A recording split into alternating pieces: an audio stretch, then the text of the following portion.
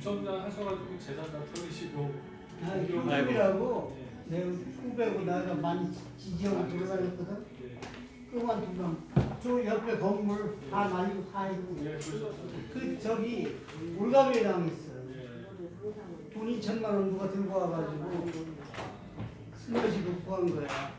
우리 얘들은 계획적인 날을 찍은 거야. 철탕을 돈 받아먹었다고 뭐로 버린 거야. 그 판사도 요즘은 법원에서 판사하는 게 아니야.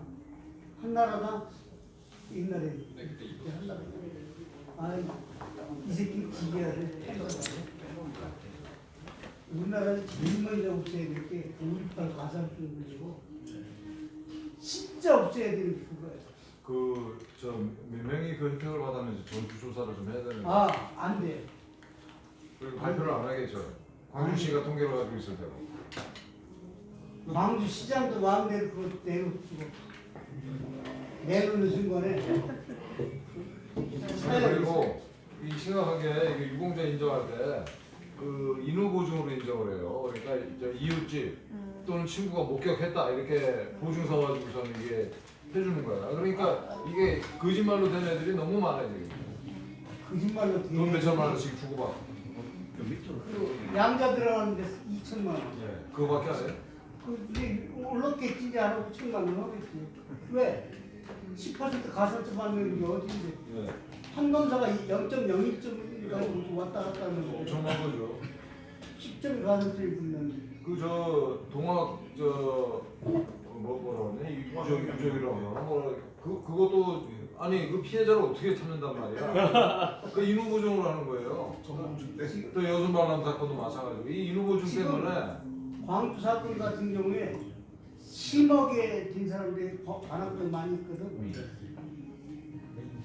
이렇게 저기 걔들은 혁명군이라지. 혁명군하고 이쪽 진압군하고 기영군하고 그때 저기 피 흘리고 있는 사람한테 물을 한 모금 갖다 줬대. 그 유공자야. 우리 길거리에서 쓰러진 사람 있으면 피 흘리고 있으면 물 한 모금 안 주는 내도 앞에 쓰러졌는데. 근데 그조차도 믿을 수 없는 가짜고 지금 한국장님 말씀하신 대로 두 사람 일부대요.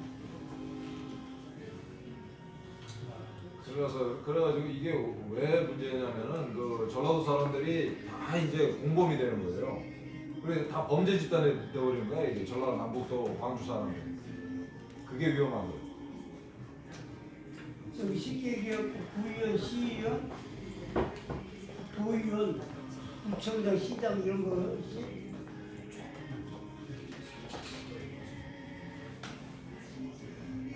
천몇백 개짜리인데 한 명도 국민의힘은 한 명도 천몇백 명 중에서 빨개 새끼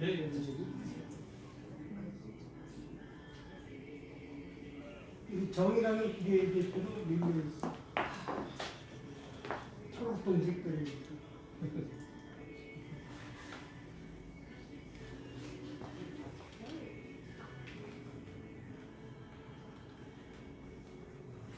세월이 제대로 까야지. 자가처를 들고 하고 있어. 준비되면 말씀 주세요.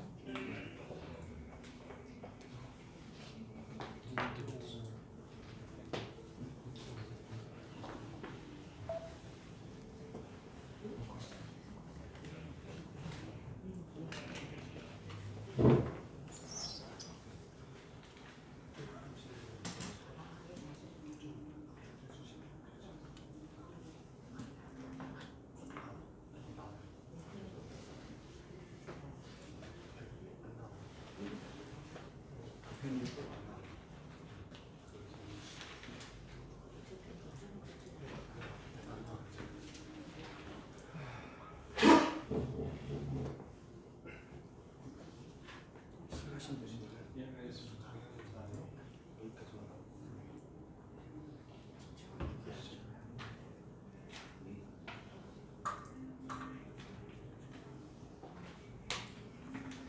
저 디스플레이 복제 좀. 예.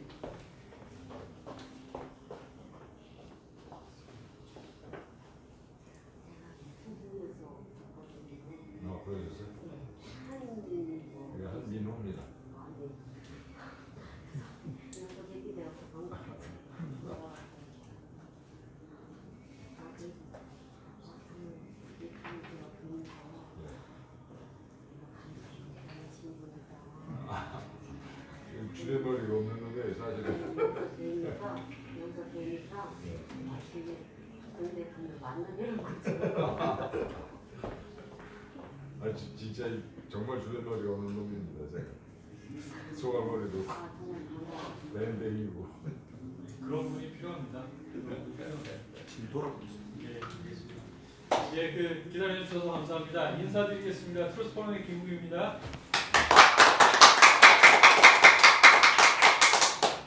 예, 오늘 개인적으로 참 기분이 좋은데요. 뭐 제가 좋아하는 분을 모셨기 때문입니다. 주제 오늘 발표 주제는 그 중국 공산당과 공자 학원인데요. 그 중국 이슈에 대해서 트루스포럼 아시는 분들은 아시겠지만 어디보다 열심히 목소리를 내왔습니다. 그 몇 년 전에 홍콩 시위가 있었죠. 홍콩 시위가 있었죠. 홍콩 시위가 있을 때 트루스포럼이 그리고 예 이겁니다. 이게 아니라 이겁니다. 서울대에 대자보를 붙였습니다. 대자보를 붙였는데 제가 중국어를 또 붙였어요. 아마 서울대에서 붙은 최초의 중국어 대자보일 겁니다.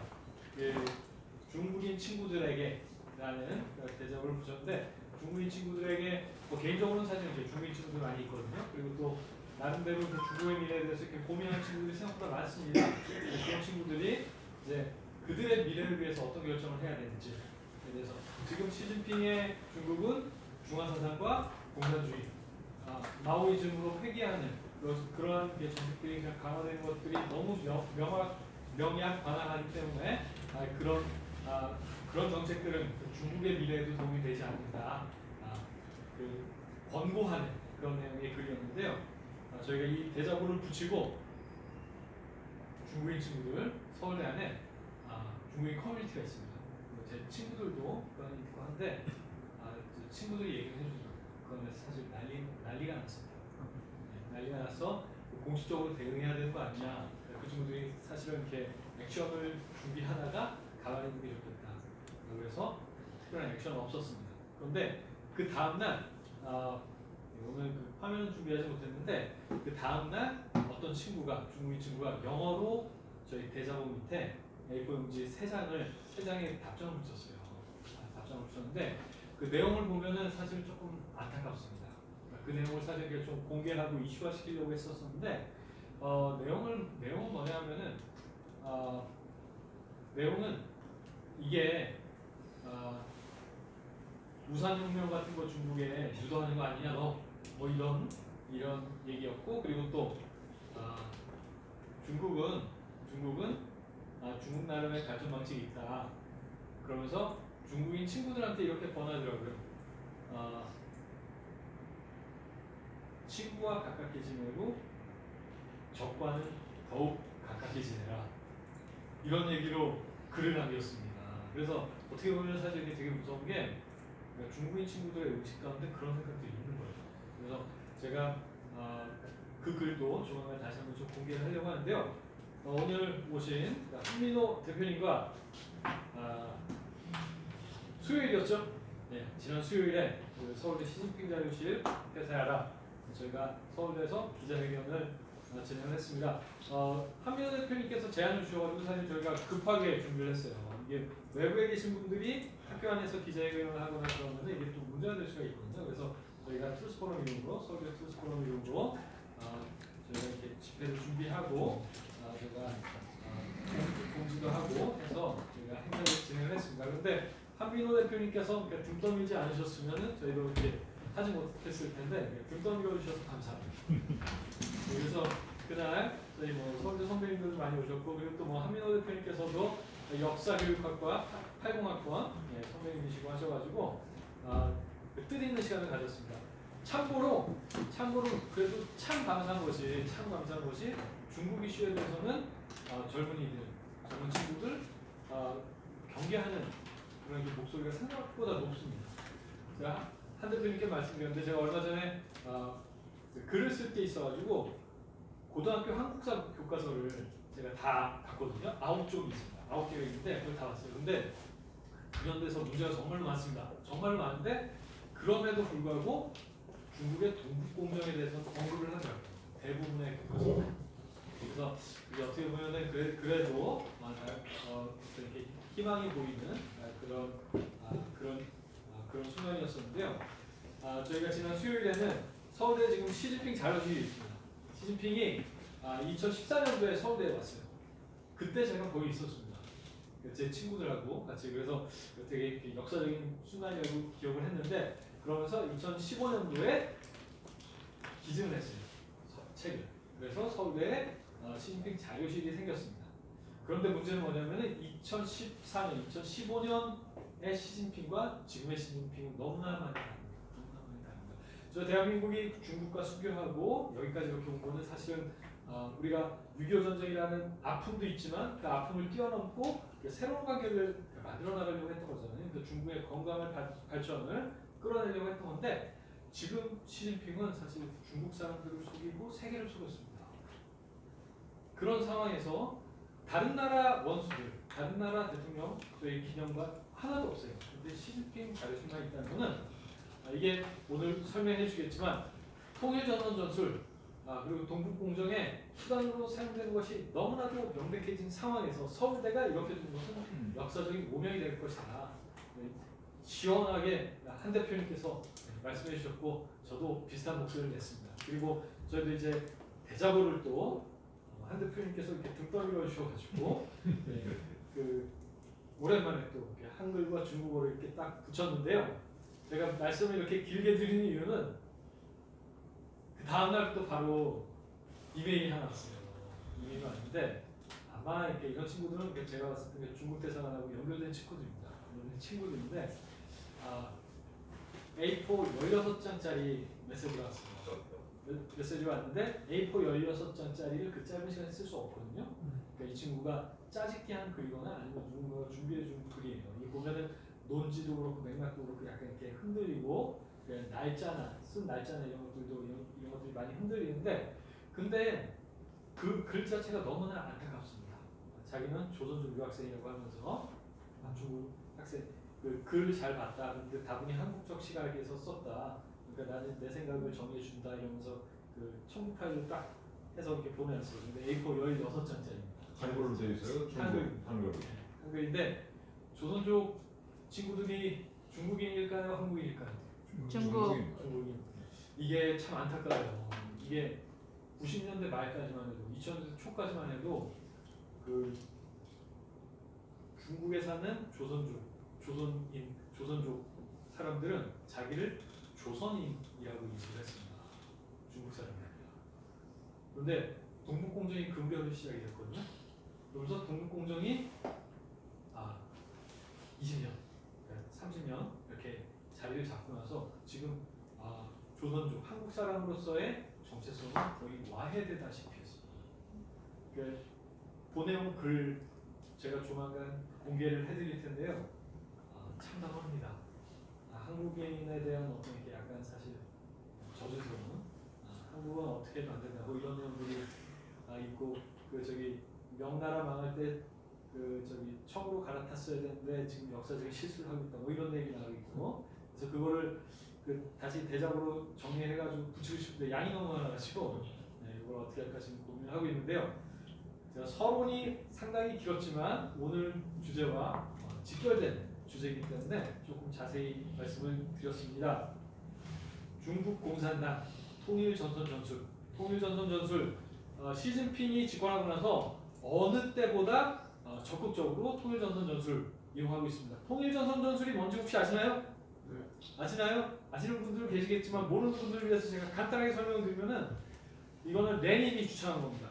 그 공산당이 약할 때 그 힘을 키우는 위장 연대 전술이에요.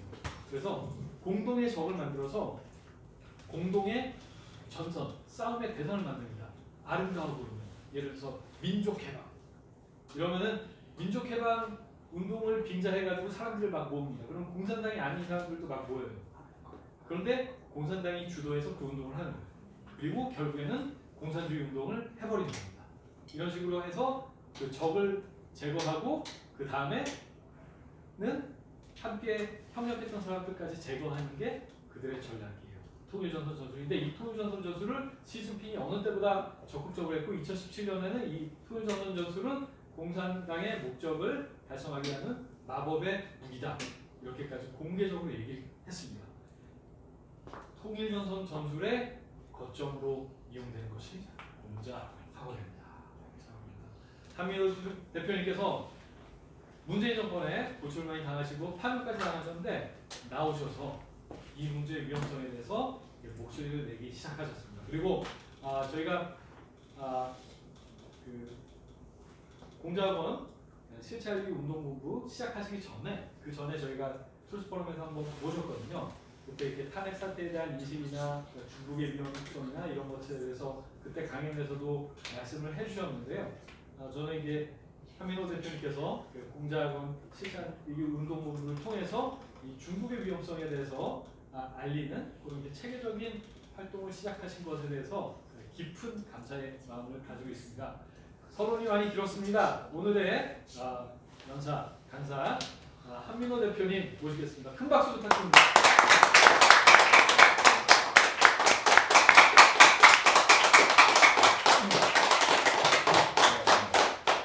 그 주변 놀이 없는 제가 이 서울대학교 트루스포럼에 와서 이렇게 말씀을 드리게 돼서 가문의 영광입니다. 여러분 그 6.25 때 우리가 누구랑 싸웠는지 혹시 아세요? 중공. 네, 중국 공산당이랑 싸웠습니다. 우리가 이 북한 인민군은 40m 안 됐었고 개전 초기에 걔들이 12개 사단이었는데 6개 사단 그 주력이 이 중국물이었어요. 조선족 중국. 그리고 9.28 수복 이후에 10월 하순경에 이제 이 중국에 대한 40만 정도를 투입을 하고 전쟁이 끝날 때까지 100만 명이 넘게 중공군을 투입을 했어요. 그래서 6.25는 처음부터 끝까지 사실은 중공군과의 싸움이었습니다. 지금은 어떨까요? 이 한반도의 남과 북에 있는 주사파를 실질적으로 조종하는 게 중국 공산당입니다. 지난 그 2017년 그 탄핵이 한참일 때 2017년 1월달에 그 송영길 등이 이제 국회의원들 그 민주당 국회의원들이 북한에 가서 중국에 가서 중국 공산당이랑 거래를 했다고 해요. 그 당시에 이제 소위 촛불 시위가 한참이었는데 중국 공산당에서 중국 그 유학생들 동원해주고 그다음에 돈도 주고 그다음에 이제 중국 공산당이 가지고 있는 막강한 무기가 우마우강이라는 거죠. 인터넷을 걔들이 한꺼번에 움직이면 인터넷을 평정을 해버립니다. 이 세 가지를 지원을 해주면 민주당이 집권한 후에 3불 1한을 하겠다. 그러니까 사드 배치 추가로 안 하고 이왕 그 배치한 그 사드도 운용을 못하게 막고 또 뭐 한미일 동맹 안 하고 그 다음에 또 이 미사일 방어 제재 이 가담을 안 하고 이렇게 3불 1한이랑 중국 공산당의 지원을 이렇게 거래를 했다라는 기사가 있었어요.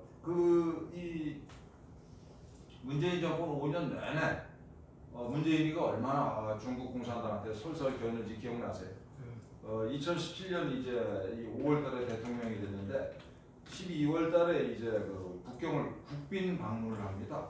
국빈 방문 3박 4일이었는데 이 10끼를 먹게 돼 있었어요. 중국 땅에서. 근데 2끼만 걔들이랑 먹고 8끼를 흥박을 했습니다. 이거는 국빈 방문에서 있을 수 없는 일이죠. 무슨 뜻일까요? 중국 공산당이 문재인을 손을 본 겁니다. 그 당시 신문을 보면은 그 문재인이가 북경을 향해서 출발하기 이틀 전까지도 일정이 확정이 안 됐었어요. 국빈 방문입니다. 그리고 또 하나 무슨 사건이 있었죠? 기자. 예.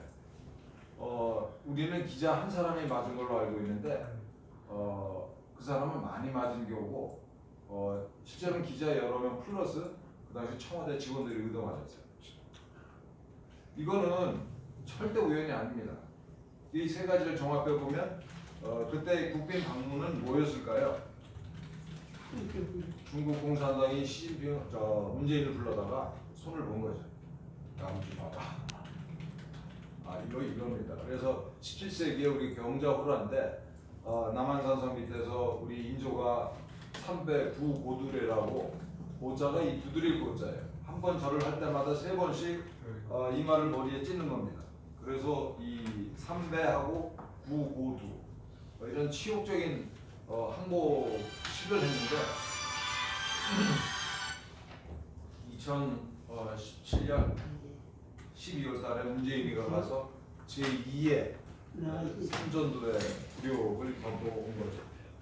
아니 지금 나와 있어요. 그래서 이 중국 공산당을 우리가 제대로 알아야 됩니다. 여러분 그 공산주의 국가에서는 노조 활동하면 어떻게 될까요? 우리는 이 공산당이 노조에 대해서 이제 긍정적일 거다라고 생각하는데 탄압 대상입니다.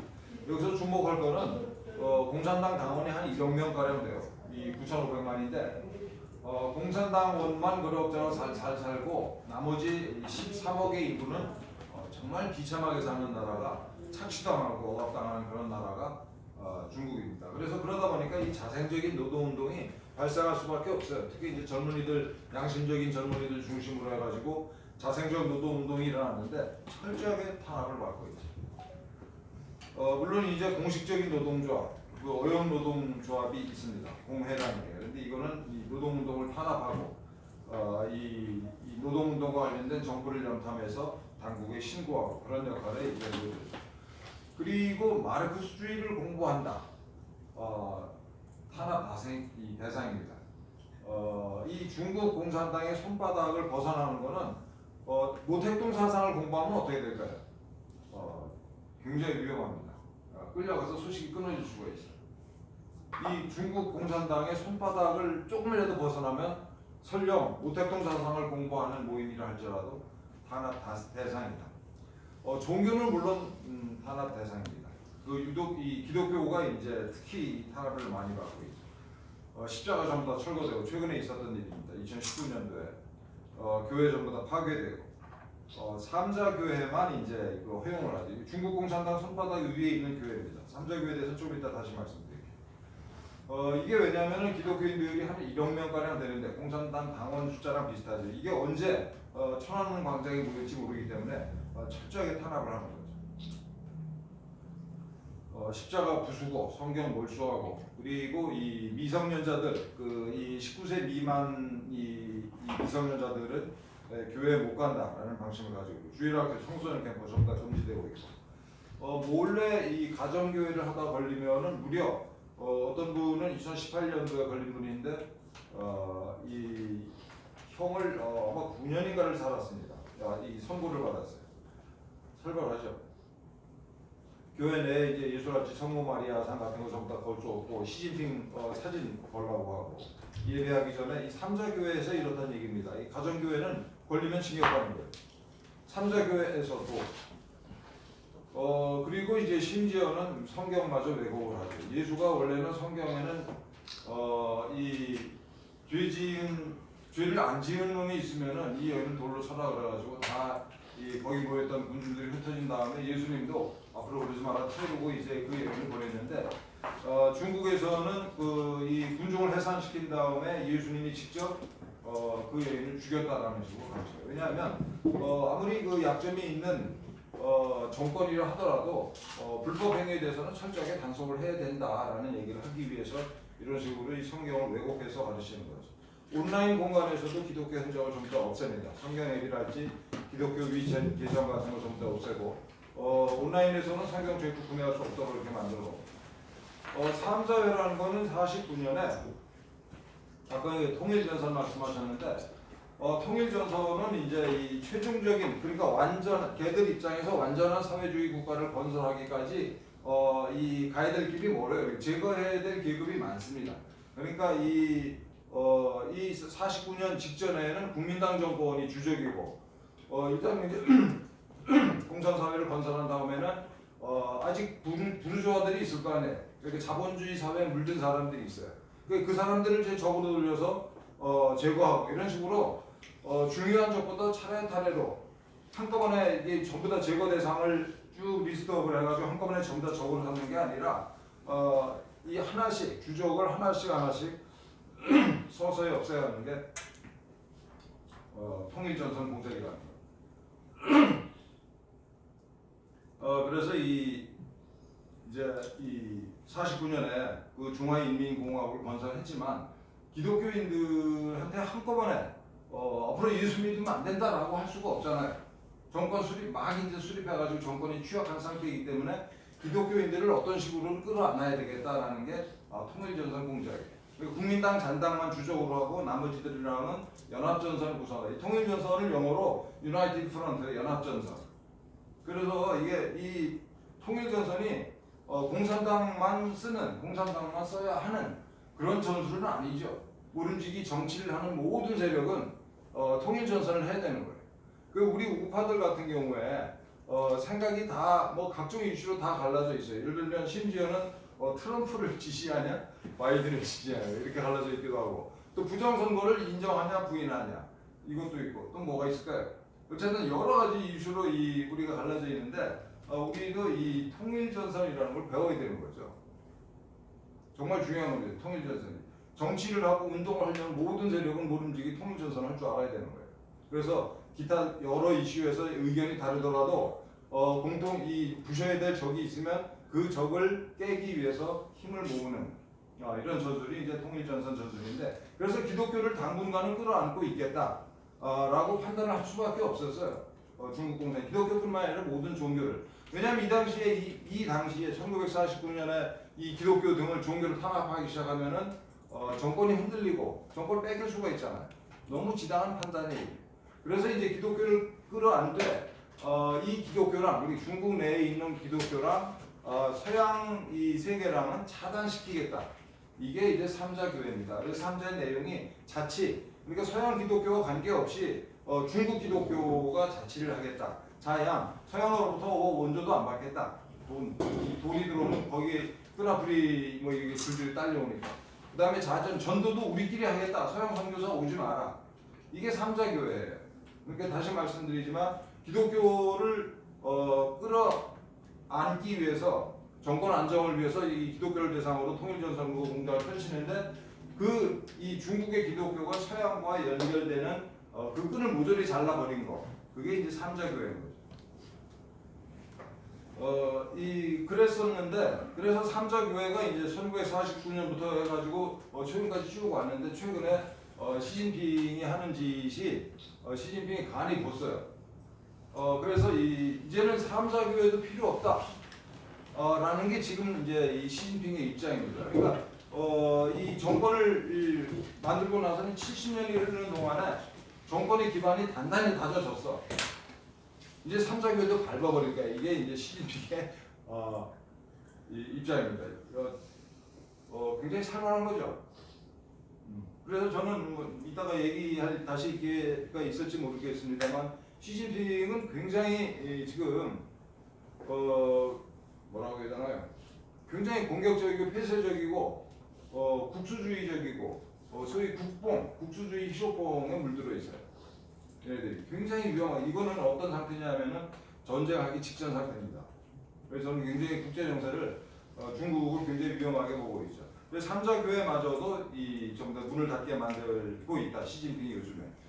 이런 와중에 이제 중국 공산당이 우리 교회에도 침투를 했습니다. 그래가지고 여기 기독일보라고 하는 우리 신문에 금년 2월달이네요. 왕빈이라는 놈이 와가지고 이 삼자교회가 이 가정교회랑 이게 다른 게 아니다. 삼자교회가 우리 사정에 맞게 나름대로 중국에 적응한 기독교다라고 이제 삼자교회를 옹호하는 이런 글을 썼죠.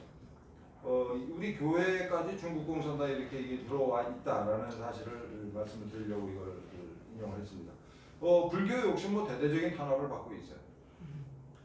그래서 이제 1000년이나 된 그 불교 사원을 이거 헐어버린다 했지. 불상 전부 다 파괴하고. 그런데 이 집도 역시 통일전선 공작부에서 하는 일이죠. 통일전선 공작부가 다시 말씀드립니다만은 그 시점에서 파괴해야 될 적을 최소화해야 되겠죠. 그 적이 이제 A, B, C, D가 있는데 A, B, C, D가 다 우리 적이야라고 덤벼들면은 싸움이 얼마나 힘들겠습니까? 그러니까 B, C, D도 결국은 제거를 해야 될 대상이다라고 속으로 생각을 하고 있지만 A만 적으로 설정하고 B, C, D를 악으로 끌어들이는 거, 이게 이제 통일전선 공작이에요. 그래서 지금까지는 통일전선 공작부에서 종교, 기독교랄지 불교랄지 뭐 이게 기타 종교까지 끌어안고 있었지만 아까 말씀드린 것처럼 시진핑이 이제 간이 붙는 바람에 모든 종교를 이렇게 박해를 하고 있어요. 미국으로도 마찬가지고 이슬람 성당 부수고 심지어는 거기다 화장실 만들고 술 담배 안 하는 사람들한테 술 담배 이렇게 털어먹기도 하고 공동묘지점도 없애버리고 이런 만행을 저지르고 있죠. 그 다음에 또 이 유명한 이제 이 얘들의 악마적인 작태가 이제 파룬궁을 탄압하는 거예요. 파룬궁은 심심수련 단체인데 이 사람들도 이제 신도가 한때 한 1억 명에 달하는 바람에 굉장히 중국 공산당에 겁을 먹게 됐죠. 당장은 뭐 전혀 이념적인 색채를 띠지 않는 반공의 기미가 전혀 없는 단체지만 얘들이 천안문 광장에 한 1,000만 명이 모여가지고 한꺼번에 수련을 하다 말고 시위를 한다 이렇게 해서 무지하게 골치 아프잖아요. 그래서 그런 가능성을 아예 잘라버립니다. 그래가지고 2010년에 이 핑계를 만들어요. 이 파룬궁을 탄압하기 위한 핑계를. 그래서 파룬궁 신자들이 이 천안문 광장에서 이 집단적으로 분신 자살하는 장면을 연출을 합니다. 그래서 이걸 계기로 해서 이제 대대적인 탄압을 하게 되죠. 중국 공산당은 정말 살벌한 놈들인 게 얘들이 이제 산 사람을 이렇게 이 걔들 입장에서는 범죄자들, 불원분자들을 따로 모아가지고 관리를 하다가 이게 이 장기 이식을 원하는 손님이 나타나면 그 중에서 이제 신체 검사해가지고 딱 맞는 사람을 산채로 죽여서 그냥 싱싱한 장기를 이렇게 팔아먹는 짓을 합니다. 그래서 그 대표적인 희생자들이 이제 파룬궁 신자들이고 또 위구르인들이고 이런 거죠. 1년에 한 10만 명 이상 장기 이식 수술을 한다고 해요. 정말 무시무시한 놈들입니다. 그래서 아까도 말씀드린 것처럼 이 사람들을 이제 대상자들을 관리를 하는데 평소에 이 혈액형이랄지 뭐 신체 특징이랄지 이런 것들을 쭉 이 DB로 만들었다가 손님이 오면 그냥 바로 이렇게 팔아먹는 거죠. 게다가 이제 이 중국의 스타들이 우리로 치면 아이돌들이 있었는데 아이돌마저 이렇게 얘들이 중국 공산당에 겁을 내기 시작했어요. 왜냐하면 얘들이 팬클럽이 1,000만 명 단위를 넘었으면은 이게 굉장히 위험하다 이렇게 보는 거예요, 중국 애들이. 그래서 이 아이돌이랄지 팬클럽을 전부 다 이 해산을 시켜요. 작년 일입니다. 이 정도로 중국 공산당은 뭘 의미하는 걸까요? 인류 역사상 가장 강력한 독재 체제를 구축을 했지만 그거랑 비례해서 늘 이렇게 겁을 먹고 있다는 거죠. 심지어는 이제 이 알리바바의 마윈 같은 이런 기업계의 스타들도 적이라고 생각을 해요. 왜냐하면 이 마윈도 팬이 많아가지고 더군다나 이 기업인들이 이제 돈이 많잖아요. 돈이 많은데다가 이게 팬까지 붙는다. 이렇게 되면은 이게 이 공산당 통치에 이제 어떤 어느 순간에 장애물이 될지 모른다 그래가지고 철저하게 탄압을 합니다. 이렇게 탄압을 하지 않더라도 이 중국에는 7명 이상 고용한 기업들에는 공산당 지부를 이게 만들어서 운영을 하게끔 돼 있어요. 이런 장치가 있음에도 불구하고 이런 기업계 스타들마저 이제 이 탄압을 하는 거죠. 이건 이 작년에 우연히 흘러나온 윤영성의 이 공산당 위원회에서 나온 문서 내부 보고서인데 우리 이제 한국인들이 물론 이제 기업인들이죠. 기업인들이랑 선교사님들이 중국에서 활동하는데 중국에서는 이걸 뭘로 보냐면 기업체 직원들마저도 다 간첩으로 봐요. 철저하게 감시를 하고 있다라는 문서입니다. 그래서 외국에서 입국한 조교 이제 선교사님들이죠. 또 이 평소에 이렇게 투덜거리는 놈들, 위구르 출신들, 파룬궁 수련자 등등은 다 이게 감시 대상. 철저한 감시 국가죠. 14억의 인구를 거느리고 있고 그 광대한 영토를 가지고 있으면서도 국민들 한 사람 한 사람을 심지어는 표정까지도 다 관리하고 있다고 해요. AI를 동원을 해가지고 AI랑 CCTV를 동원을 해가지고. 그래서 지금까지 말씀드린 걸 요약해서 말씀드리면 중국 공산당을 제외한 모든 조직을 경계하고 탄압을 합니다. 왜냐하면 이제 스스로 약점이 이 스스로 엄청난 부패와 독재를 이 두 바퀴로 해서 굴러가는 시스템이기 때문에 본질적으로 내재적으로 약점이 많기 때문에 이런 식으로 자기들을 제외한 모든 조직을 심지어 아이돌 팬클럽마저도 단속을 하는 겁니다. 얘들은 독재가 필요하다고 공공연하게 말을 하죠. 원래 공산주의 이론 자체가 사회주의 완성을 위해서는 상당 기간, 이 기한도 없어요. 프롤레타리아 독재를 하겠다라는 게 공산주의 사상입니다. 이게 대놓고 출발해요. 우리 독재를 할 거다라고. 그리고 이제 제국주의 침투에 대응도 해야 되고, 그리고 중국 같은 경우에는 특히 이제 다민족 국가이기도 하고 영토도 넓고 인구가 많아서 할 수 없이 우리는 독재를 해야 된다라고 일반 국민들마저도 머리가 이렇게 세뇌가 되고 이렇게 내면화가 돼 있어요. 이거는 그 금년도 7월달에 조선일보 기사인데 이 조선족으로서 이제 국내 그 중국어 학원에 와가지고 그 학원 강사를 하던 사람이 이렇게 얘기를 했다고 그래요. 우리가 인구가 1억이나 2억 정도 되면은 뭐 자유나 인권을 줄 수가 있겠다. 그런데도 지금 이제 13억 뭐 14억이라고도 하고 이 많은 인구를 거느린 국가에서 자유나 인권을 허용하면 이 나라가 유지가 되겠냐? 아니 지금 이렇게 철저히 이 감시 탄압 시스템을 가지고 있는데도 별놈의 이 범죄가 그야말로 매일 발생하고 있는데 이런 나라에서 어떻게 자유와 인권을 주겠냐 우리가. 우리는 독재할 수밖에 없다. 이게 중국 사람들이 이제 이 보통 사람들의 머리에 내면화가 되는 거지 이게. 우리 이렇게 가야 돼.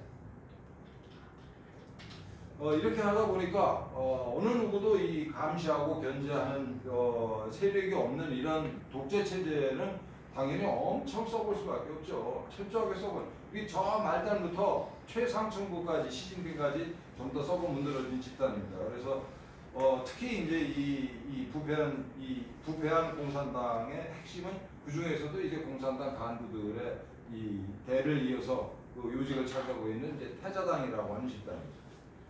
그래서 이 중국 공산당의 이 부패는 몇몇 개인의 문제가 아니에요. 이 시스템 자체의 문제입니다. 이거. 그래서 이 중국에서 뭐 정부 운동이랄지 뭐 이런 운동이 일어나는 거는 이건 권력 투쟁이지.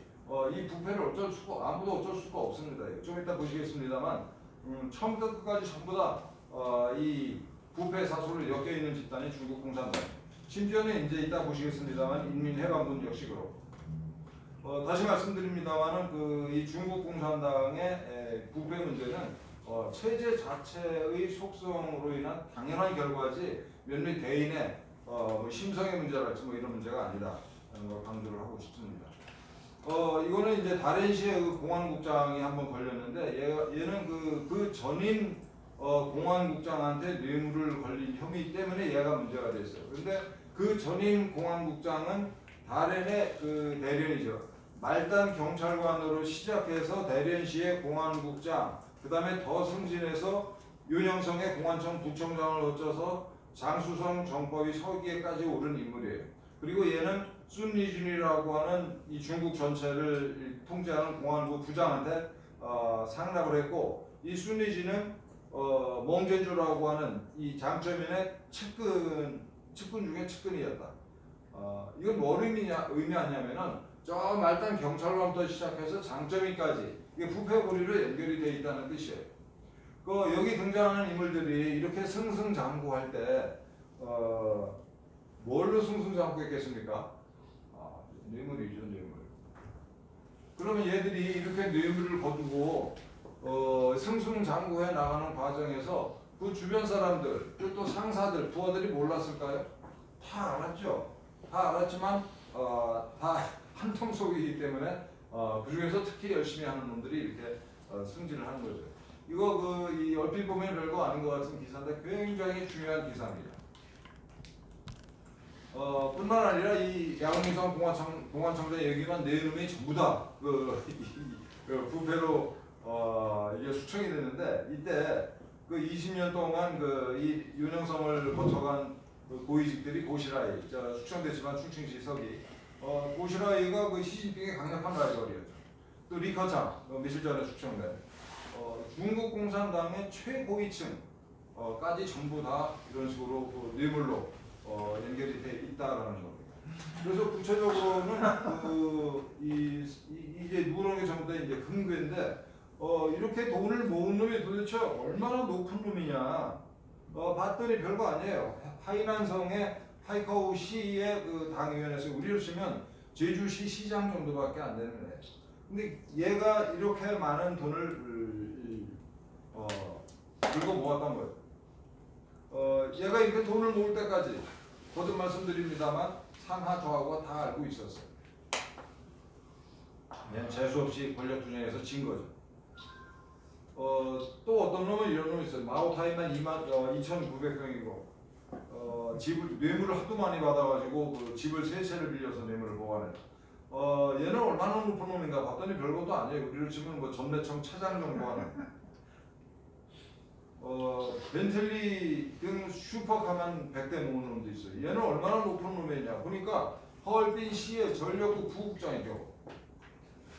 그러니까 얘가 이 돈을 얘가 이 정도 모았는데 이 상사들은 얼마나 모았겠는가 한번 상상을 해보죠. 또 어떤 놈은 1,000,000,000,000명이야. 이 첩이 100명이라는 뜻은 이 첩 하나마다 전부 다 집을 사줬을 거 아니에요. 집집마다 이것저것 다 갖췄을 때가. 얘는 비교적 높은 놈이었습니다. 우리로 치면 뭐 자산관리공사 사장쯤 되는 놈인데 이 방법은 뭐 간단해요. 회사 공급 유용하고 불법으로 하청 주고 뭐 승진할 때마다 뇌물 받고 이재명이 그가 이제 성남시장 할 때 성남시 공무원들이 이제 이재명이네 성남시뿐만 아니라 저 호남은 지방은 뭐 공공연하게 직급별로 이게 액수가 정해져 있다고 하죠. 승진할 때마다. 이게 남의 얘기를 하는 아니긴 한데 어쨌든 중국은 이게 만연해 있다. 이 아까도 말씀드린 것처럼 이 직급별로 그러니까 우리로 치면 이제 그 10급부터 따지면 9급 뭐 876, 543 이렇게 직급을 올라갈 때마다 경매를 했다는 거예요. 자 이제 자리가 하나 사무관 자리가 하나 났다. 그럼 이거를 많이 공고를 해요.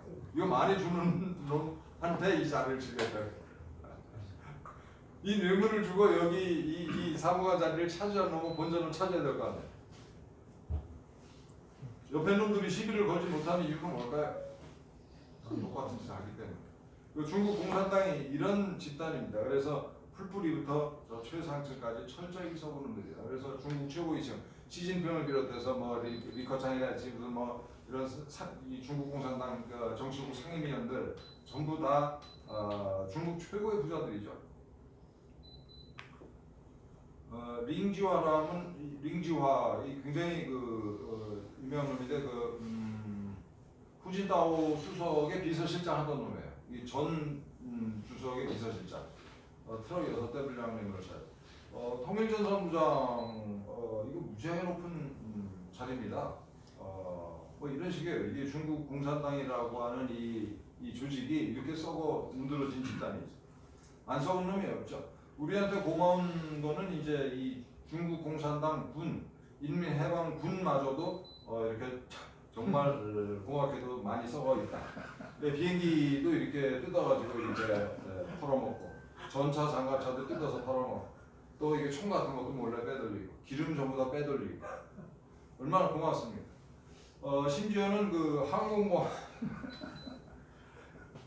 얘들이 그 최초의 항공모함을 만들었는데 이거 만든 놈 그 체포돼가지고 사형당했나 모르겠습니다.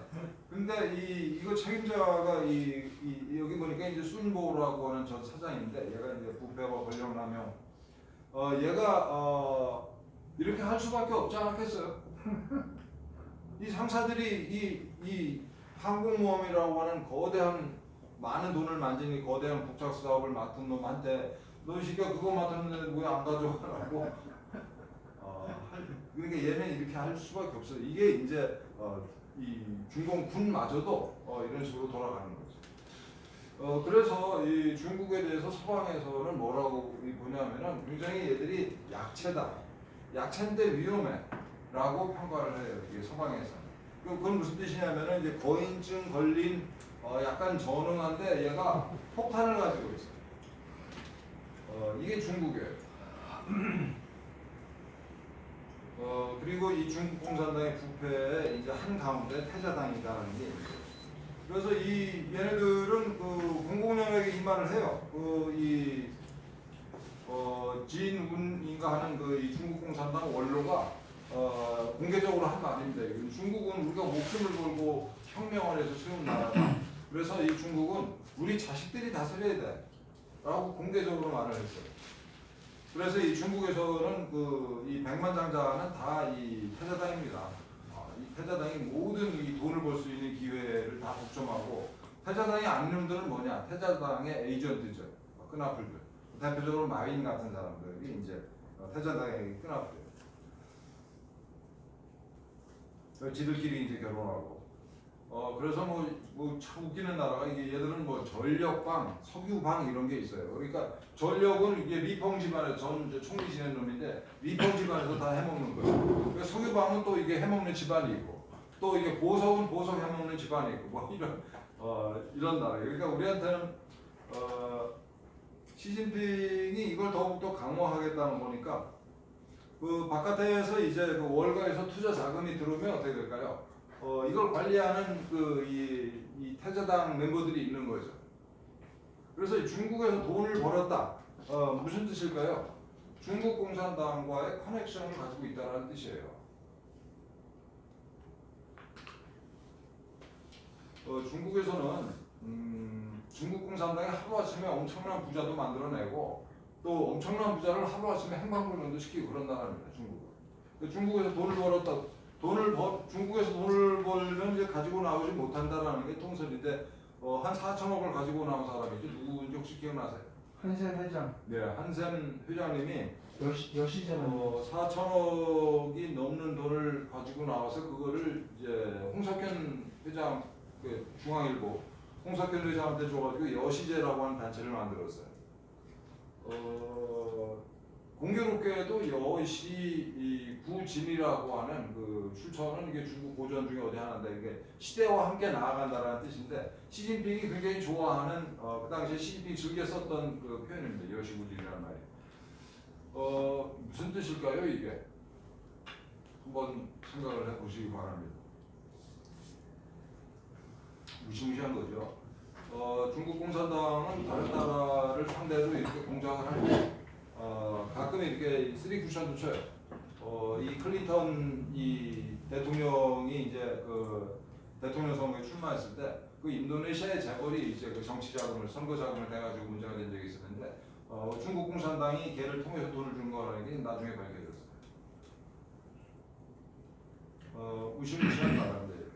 그래서 그 중국에 우리가 아는 이게 한국식의 민간 기업은 없어요. 오로지 이제 이 전부 다 중국 공산당 나가서 좁혀서 얘기하면은 태자당의 대리인들일 뿐이다. 그래서 이 대표적인 인물이 마윈 세계적인 스타하고 그 엄청난 재산을 가진 사람이 하루아침에 재산 다 뺏겼어요. 하루아침에. 제 거 뺏어오면 그냥 끝나는 거예요 거기서. 얘들은 법률이라는 게 형식으로만 존재하고 법률보다 훨씬 위에 공산당 지도자의 지시, 방침이 있는 거예요. 그런데 이제 이 마윈이 가끔 이렇게 엉뚱한 장소에 나타나요.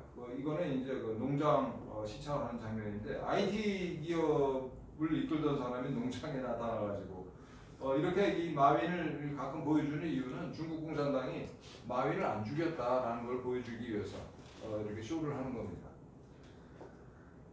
마윈이 세계적으로 너무나 유명한 인물이기 때문에 죽이지 않고 이렇게 살려주는 거죠.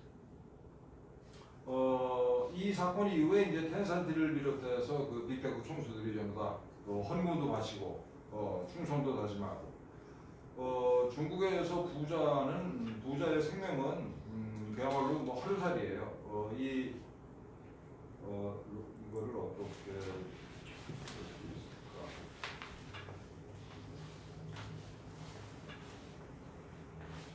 예, 이 200조 원이나 되는 회사를 가지고 있던 사람이 그냥 행방불명 되는 겁니다.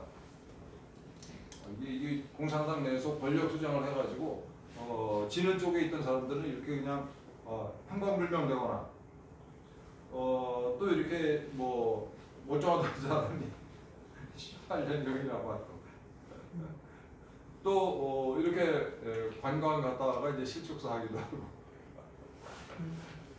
무시무시한 나라죠 중국. 또 이거는 그 우리로 치면 이제 석유 개발 공사라고 하는 중국에서도 이게 정말 중요한 국영 기업의 사장이 얘가 사장이 갑자기 등장했다가 갑자기 사라져요. 이런 나라입니다. 이거는 이게 우리나라 이 제주도의 신화역사공원에 있는 중국 자본이 만든 이 카지노죠. 이 카지노도 이 주인이 바뀌었어요 얼마 전에. 그래가지고 이 바뀌는 과정에서 이 권력 투쟁 과정에서 줄을 잘못 선 놈이 잘리고 이제 이 새 주인이 온 건데 그 과정에서 한동안 이게 텅텅 비어 있었습니다. 중국 공산당은 이렇게 손님을 보내는 것도 다 관리를 해요. 그래서 이 단체 관광 있지 않습니까? 중국인들 단체 관광 이거는 전부 다 이 중국 공산당에서 관리하는 겁니다. 그래서 지난 2017년 촛불 난동이 있을 때 중국인 단체 관광객들이 동원이 됐다라는 증언도 있었어요. 그 당시에 이제 홍대 입구 근처에 이제 중국인들 숙소가 많았었는데 거기 거주하시는 분들한테 들은 겁니다. 심지어는 이 판빙빙 같은 세계적인 스타마저도 그냥 행방불명식이에요. 그래서 4개월 있다가 반성문을 쓰고 벌금 납부하고 그런 형태로 살아있다는 동영상만 공개가 됐죠. 무시무시한 나라죠. 화웨이는 뭐 중국 군거. 그래서 다시 말씀드립니다만 중국에서 이 큰 기업들은 큰 기업뿐만 아니라 모든 기업들은 중국 공산당 거다. 키우려면 하룻밤 사이에 키울 수 있고 뺏으려면 하룻밤 사이에 뺏는 그런 나라다. 그래서 이제 중국에서 그래도 이게 뭐 이런저런 사람들이 야 우리도 좀 법치라는 걸 해보자라는 얘기를 해가지고 법이 얘들은 필요가 없는 나라죠. 아까도 말씀드린 것처럼 중국 공산당이 그냥 시키면 다 하는 거예요. 이 대표적으로 우리 컨텐츠를 이 중국에서 2016년 이후에 틀지 마라 이게 뭐였었죠? 한한령. 한국 컨텐츠를 제한하는 명령인데 한한령의 실체가 없어요. 한한령과 관련된 이 글로 된 문서가 없는 거예요. 그런데도 2016년부터 얼마 전까지 지금까지도 사실은 한한령이 강하게 이 집행이 되고 있는 이런 나라죠 중국. 그 법률이라는 게 필요가 없는데 얘들이 이제 하도 우리도 좀 법치를 해보자라는 얘기가 있어가지고 국가정보법이라는 걸 2017년에 만들었는데 그 내용인즉슨 황당합니다. 당이 원하는 건 니들 거 뭐든지 다 쓸 수 있어. 이게 이 법의 내용이에요. 그래서 맨 밑에 17절 보시면은 국가정보업무기구의 업무자는 필요하면 관련 기관, 조직, 개인의 교통수단, 차랄지 통신수단, 내 핸드폰, 우리 장소, 우리 집 같은 거 우선적으로 다 쓸 수 있다라는 내용의 법입니다. 그래서 지금까지 한 거를 요약을 하면 중국 공산당의 정체가 뭘까 도대체? 얘들이 이제 말로는 사회주의를 표방을 하고 공개적으로 프롤레타리아 독재를 내세우고 일당 독재를 하는 시스템인데 사실은 패자당만이 권력과 부를 세습하는 그래서 이제 결과적으로 극단적으로 부패한 마피아 자본주의다. 중국 공산당은 정체를 한마디로 요약하라고 하면 조폭이다라고 저는 표현을 합니다. 조폭인데 굉장히 엘리트 조폭이죠. 이 조폭 구성원들을 14호 인구에서 뽑아가지고 이제 그 중에서 똑똑한 애들을 요소 이제 배치를 해서 끌고 가는 조폭이니까. 중국 공산당은 지금 말씀드린 것처럼 이제 극단적인 독재, 또 극단적인 부패, 이거를 이제 특징으로 하는 사실은 굉장히 이 취약한 시스템이죠. 그러다 보니까 이 취약한 나라, 우리는 그러니까 중국 입장에서 우리는 독재하고 부패한데 옆에 독재를 안 하고 그러니까 이 자유와 이 비교적 이제 공정한 기회가 보장되는 나라가 있다. 그게 비록 작은 나라일지라도 어떻겠습니까, 여러분? 여러분들이 중국 공산당 지도부라면 굉장히 신경 쓰이겠죠. 그러니까 그래서 홍콩을 밟은 거예요. 홍콩이 인구가 한 800만밖에 안 되는 그 도시에 인권과 자유민주주의를 그냥 밟아버린 겁니다. 왜냐하면 그걸 그냥 두면 이 자유의 이 숨결이 중국 본토로 들어와가지고 체제가 위협을 받으니. 그러니까 이 정도로 굉장히 늘 불안해하는 시스템이죠. 공산당이 모름지기 공산당이 다 그렇고 중국 공산당이 이제 특히 그런 거죠. 그러다 보니까 얘네들이 굉장히 공격적이고 침략적이에요. 지금 본 것처럼. 얘들이 이제 홍콩은 쉽게 밟을 수 있으니까 밟았는데 미국을 대상으로 해서는 어떻게 할까요? 얘들의 목표는 미국을 정복하는 거예요. 그냥 그 슬로건이 아니라 얘들의 실제 목표가 미국 정복입니다. 그게 굉장히 공격적인 애들이죠. 그래서 미국을 정복하기 위해서 정말 다양한 이제 작전을 펼치죠. 지금 다시 말씀드립니다만 그 중국 공산당의 목표는 대내적으로는 그 태제당의 권력 세습을 영원히 계속하는 거고 대외적으로는 세계를 제패하는 거다. 얘들이 이 중국 공산당이 그 무름지기 공산당이 이제 이런 공격성을 침략성을 띌 수밖에 없는 이유는 첫째는 얘네들의 그 체제의 존재 이유 자체가 자본주의 타도잖아요. 자본주의를 타도하겠다고 내걸고 이 시스템을 만드는 애들이에요. 애초에 첫째. 두 번째로는 아까 말씀드린 것처럼 주변에 자유민주주의 국가의 존재 자체가 얘들에 대한 체제 위협이죠. 그리고 세 번째가 이제 중화민족주의. 이게 굉장히 그 아까 말씀드린 국뽕인데 중국 공산당이 그 1921년에 창당을 했는데 지금 창당 100년이 지났습니다. 100년 동안 얘들이 승리를 했어요.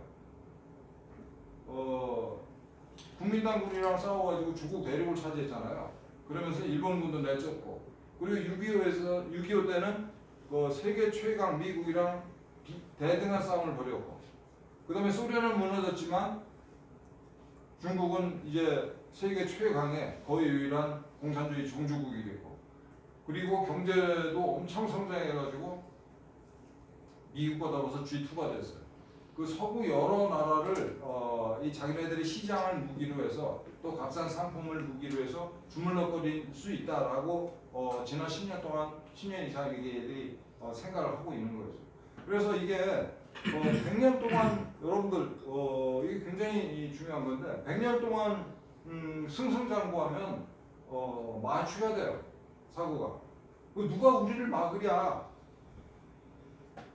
이런 사고에 빠지는 거죠. 이 대표적인 예가 이제 일본이죠. 일본이 그 이 1800년대 그 후반에 이제 메이지 유신을 해가지고 2차 대전 때까지 1860년에 메이지 유신했다고 치면 이 45년이면 몇 년일까요? 한 7, 80년 동안 승승장구했어요. 일본이 1차 대전 승전국이었고 그 다음에 세계 최초로 이 항공모함을 만들어서 띄운 나라입니다. 일본이. 그리고 조선반도를 차지했고 그 후에 만주사변 이겼고 중일전쟁에서 이겼고 남서태평양 다 차지했고 이 과정에서 일본 사람들이 무슨 생각에 빠졌냐면은 우리 민족은 하늘이 낸 민족이다라는 생각에 빠졌어요. 그러니까 이 미국까지 공격을 했죠. 결국.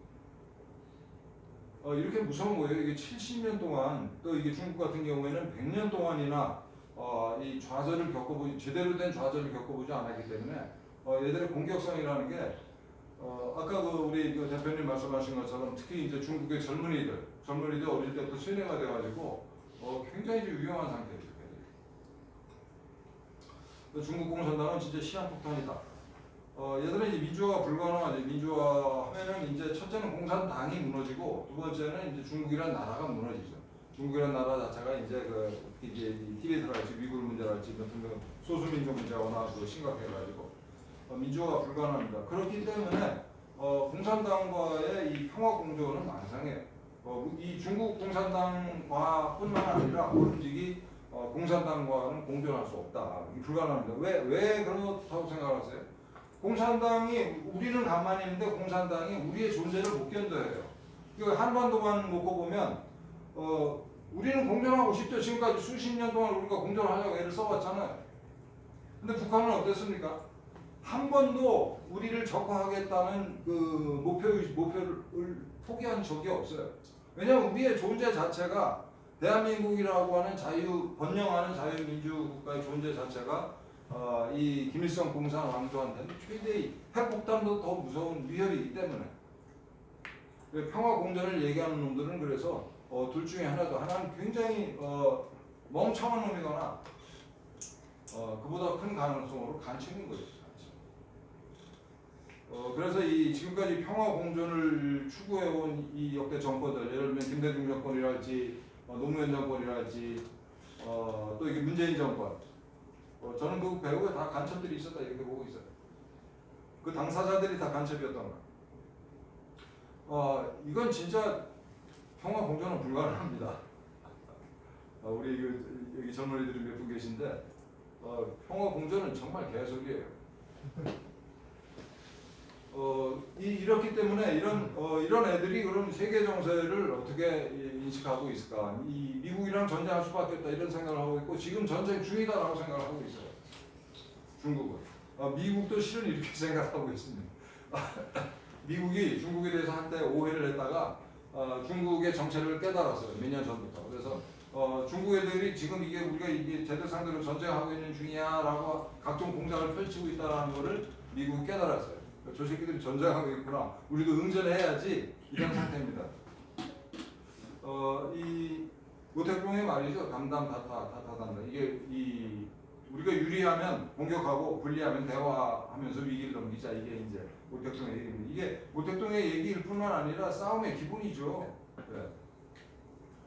그럼 이제 전쟁을 해야 되는데 어떻게 싸울 것인가? 전쟁 방법론에 대해서 얘들이 고민해서 만들어낸 단어가 한계, 제한이 없는 전쟁입니다. 그래서 모든 이게 윤리, 도덕 이런 걸 다 포기하고 오로지 승리만을 목표로 우리가 할 수 있는 건 다 하자. 그러니까 마약을 쓰자라는 게 이제 이 초한전. 이 초한전은 그런데 뭐 새로운 개념은 아니고 이 발상 자체는 뭐 한 2,500년 된 겁니다. 그래서 이 중국이라는 나라가 2,500년 동안 쌓아온 전쟁과 관련된 온갖 지혜를 응축해서 만들어낸 단어가 이제 초한전이라는 단어죠. 지금 말씀드린 것처럼 이 펜타닐이라고 하는 역사상 최악의 마약을 중국인들이 만들어가지고 대량으로 뿌리고 있어요. 우리나라도 지금 엄청 많이 들어와 있다고 그러죠. 특히 이제 이 애견센터 중심으로 펜타닐이 굉장히 많이 보급이 되어 있더라고요. 그래서 애들이 우리 뭐 강아지 고양이 먹인다고 그러면서 이게 펜타닐 사가지고 이거 쓰는 애들이 많다고 그러는데 다행히 대통령이 얼마 전에 이제 마약과의 전쟁을 선포를 했죠. 중국 공산당은 무서운 애들입니다. 우리 상상을 초월하는 애들이에요. 거듭 말씀드립니다만은 2,500년의 역사를 가진 이 손자병법이 우리 2,500년 전에 나왔어요. 그리고 2,500년의 역사 속에서 얼마나 많은 이 전략과 전술이 거론이 되고 실행이 됐습니까? 그걸 데이터베이스로 다 가지고 있는 애들이. 또 세계 공산주의 운동사. 그리고 70년 동안 일단 독재를 하면서 쌓아온 지혜. 그 다음에 이제 뭐 14억에 달하는 인구가 얘들의 이제 아주 큰 무기인 거죠. 통일전선 전술은 아까 말씀드린 것처럼 이게 그 시점에서 적을 최소화시키고 적을 고립시키고 나머지 제 세력을 우리 아군이 아니더라도 아군으로 만들기 위한 공작을 통일전선 전술이라고 해요. 그래서 이 통일전선 전술은 특정 시기에 특정한 대상을 대상으로 해서만 쓰는 전술이 아니고 공산당이라면 모름지기 평소에 하는 게 이 짓이죠. 그게 통일전선 전술은 국내적으로도 하고 아까 이 3자 교회를 끌어안고 있는 거라지 이게 이제 국내의 이 통일전선 전술이고 다른 나라를 대상으로 해서도 이제 통일전선 공작을 펼칩니다.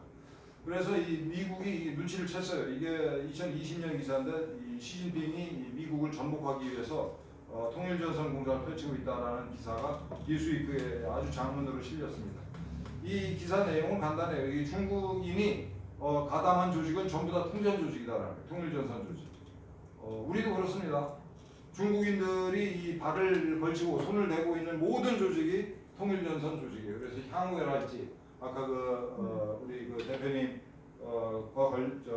관련된 학생회, 중국인 학생회, 그다음에 무슨 원조센터, 무슨 평화통일, 무슨 뭐 촉진회, 뭐 이런 공자학원, 대표적인 통일전선 공작 조직. 그래서 이 공산당은 우리랑 아주 이 족속이 다른 족속이에요.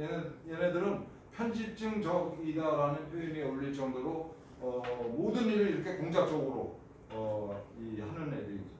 그래서 미국을 대상으로 얘들이 무슨 생각을 했는가 간단히 말씀드리면 이 신간홍이라고 하는 이 인민대 교수인데 중국의 국사라고 불리는 사람입니다. 이 사람이 이제 미국을 어떻게 정복할 것인가 전략을 만들어가지고 2016년에 간부들 대상으로 교육을 했어요. 그래서 대표적으로 이제 미국의 이제 선거에 개입을 해서 미국의 하원을 장악하자. 어떻습니까? 이 얘기 들으면 여러분 황당하게 들리세요? 또 세계 각지에 미국의 적을 만들어가지고 이 미국을 정신없게 만들자. 또 이게 미국의 기술을 계속 훔치고 국제기구에 그 뇌물 등등 써가지고 유엔을 비롯한 유엔 산하기구를 다 우리 걸로 만들자 뭐 이런 이 정말 뭐라고 해야 될까 이게 그랜드한 거대한 이 전략을 제시하는데 놀라운 거는 중국 공산당이 이걸 다 실천하고 있다는 거, 우리가 성과를 보고 있다는 겁니다. 이거와 관련된 이 기사가 아까 말씀드린 그 에포크타임즈에 있으니까 꼭 한번 찾아보시기 바랍니다. 그 선거 개입 관련해서만 말씀을 드리면 얘들이 이제 미국 정치판을 분석을 합니다. 그래서 선거구가 이제 435개인데 실제로 투표하는 사람들은 한 20만 명밖에 안 되더라. 이게 쭉 스타디를 하니까 중국 애들이. 그리고 이 민주당과 공화당의 표차가 10,000표 이내더라라는 거예요. 몇천 표만 있으면 우리가 마음에 드는 의원을 선정할 수 있다. 이런 결론을 내려요, 중국 애들이. 그래서 이런 식으로 해서 이 400여 개 선거구에 중국인들을 쫙 뿌려가지고 미국 하원을 우리 걸로 만들자라는 게 이제 이 친구의 진칸농의 작전이고 실제로 그렇게 하고 있죠. 우리도 마찬가지입니다. 얘들이 인구를 강력한 무기로 쓰고 있어요. 이거는 이제 지난 6일 지방선거 앞두고 민주당의 이 경기도지사 후보가 오성 홍기가 펄럭이는 가운데 중국인들 앞에서 이제 지지를 호소하는 장면입니다. 그런데 이 김동연이 몇 표 차이로 이겼냐면은 8,913표 차이로 이겼어요. 근데 경기도에 투표권을 가진 중국인이 중국인 포함 외국인이 38,542명입니다. 우리나라가 이 경기도랄지 서울시랄지 심지어는 대선마저도 사실은 할 때마다 이 박빙의 이 승부예요. 민주당과 이 저쪽 국힘당 사이에 표 차이가 많이 안 납니다. 그래서 이 중국인들이 가지고 있는 표가 숫자로는 몇이 안 된다 하더라도 이렇게 캐스팅 보트가 되는 거죠. 이런 상황임에도 불구하고 이제 조선족을 위해서 열심히 뛰는 사람들이 있습니다. 굉장히 위험한 이 중에 대표적으로 위험한 사람이 그 선거권을 가진 외국인의 정당 가입을 허용하자 이런 주장을 하는 한 송영길인데 이 사람은 정당법 개정안을 냈어요. 2017년 1월달에. 만약에 이 지금의 추세대로 조선족이 숫자가 늘어나면 조선족이 지금 우리나라에 선거권을 가진 사람들이 한 10만 명, 국적을 바꾼 사람들이 한 14만 5천 명, 합하면 한 25만 명 되는데 앞으로 25만 명이 이런 사람들이 더 늘어난다. 그리고 50만 명이잖아요. 이 50만 명이 반씩 나눠가지고 국민당에 25만 명 들어오고 민주당에 25만 명 들어가면 두 당의 대통령 후보를 누가 정하게 될까요? 중국인들이 중국 공산당이 정하는 겁니다. 이 50만 명이.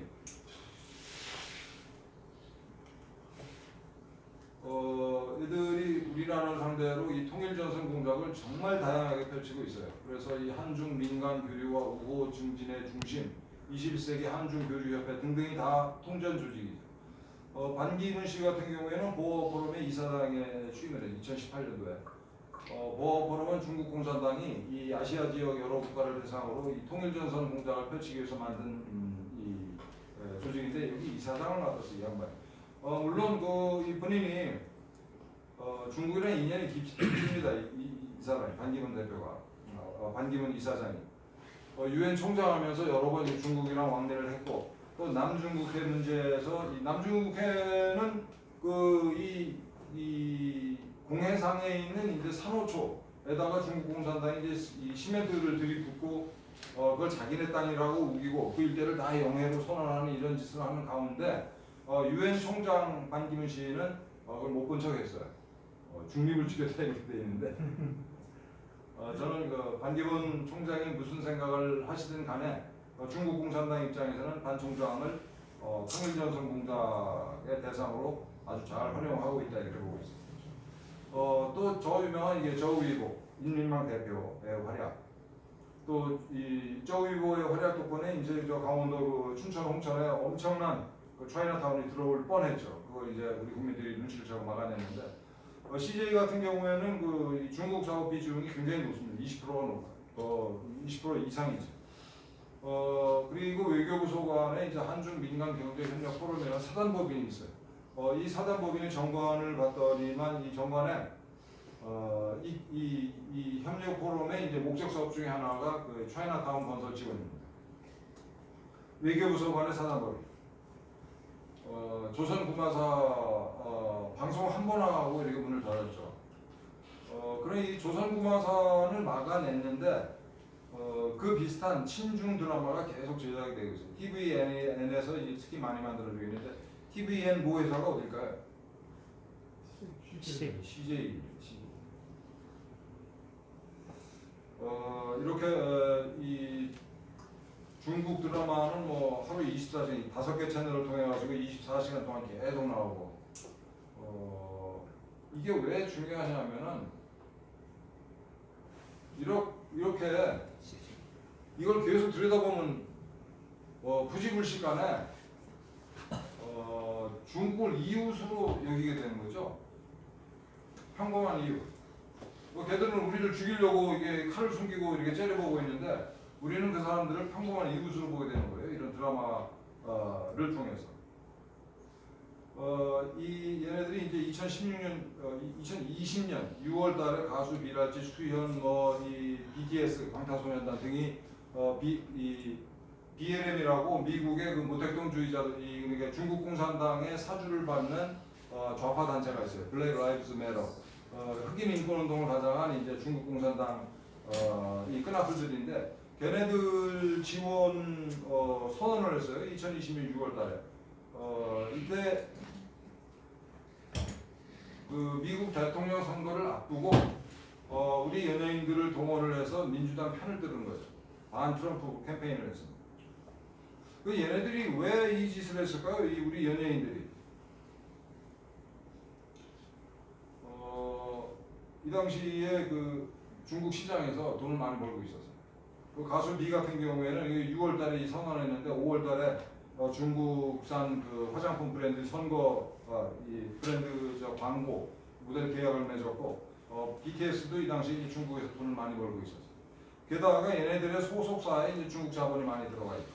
그러니까 우리 연예 이 기획사들의 지분 구조 첫째. 그리고 두 번째는 얘네들의 이제 시장이 중국과 깊은 관계를 맺고 있기 때문에 이런 연예 기획사를 통해서 우리 연예인들을 동원을 하는 거죠. 뿐만 아니고 이렇게 뭐 정말 다종다양한 단체를 만들어 가지고 얘네들이 이제 통일전선 공작을 펼치고 있다라는 거. 뿐만 아니라 진짜 무서운 거는 이제 이 아까 말씀드린 우마오당이죠. 한 3천만 명 된다고 얘기하는 거. 중국 본토에 있는 애들이 3천만 명이고. 또 우리나라에 들어와 있는 그 조선족이 합법 비합법으로 들어와 있는 애들은 한 100만 명. 중국인 유학생이 7만 명이죠. 얘네들이 한꺼번에 일제히 움직이면은 인터넷 여론은 우리가 뭐 어떻게 할 수가 없어요. 이거말로 진짜 심각한 문제인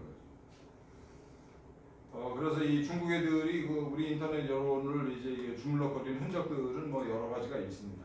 지금 말씀드린 것처럼 중국인들이 이렇게 많이 이미 들어가 있고.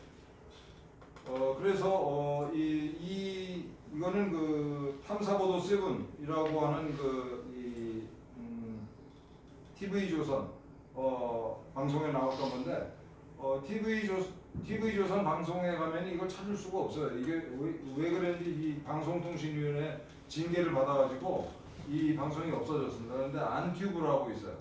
이거 오른쪽에 ANTUBE 이거 여러분들 찾아가지고 이 방송은 꼭 한번 보십시오. 한 45분가량 되는 이 방송인데 중국 공산당의 이 온라인 공작이 얼마나 살벌하게 진행되고 있는지 지금 뭐 이거 관련한 그 동영상을 제가 여러 개 봤는데 이 영상이 이제 발군입니다. 여러분들이 꼭 보시고 주변에 여러분들한테 전파를 좀 해주시면 좋겠어요.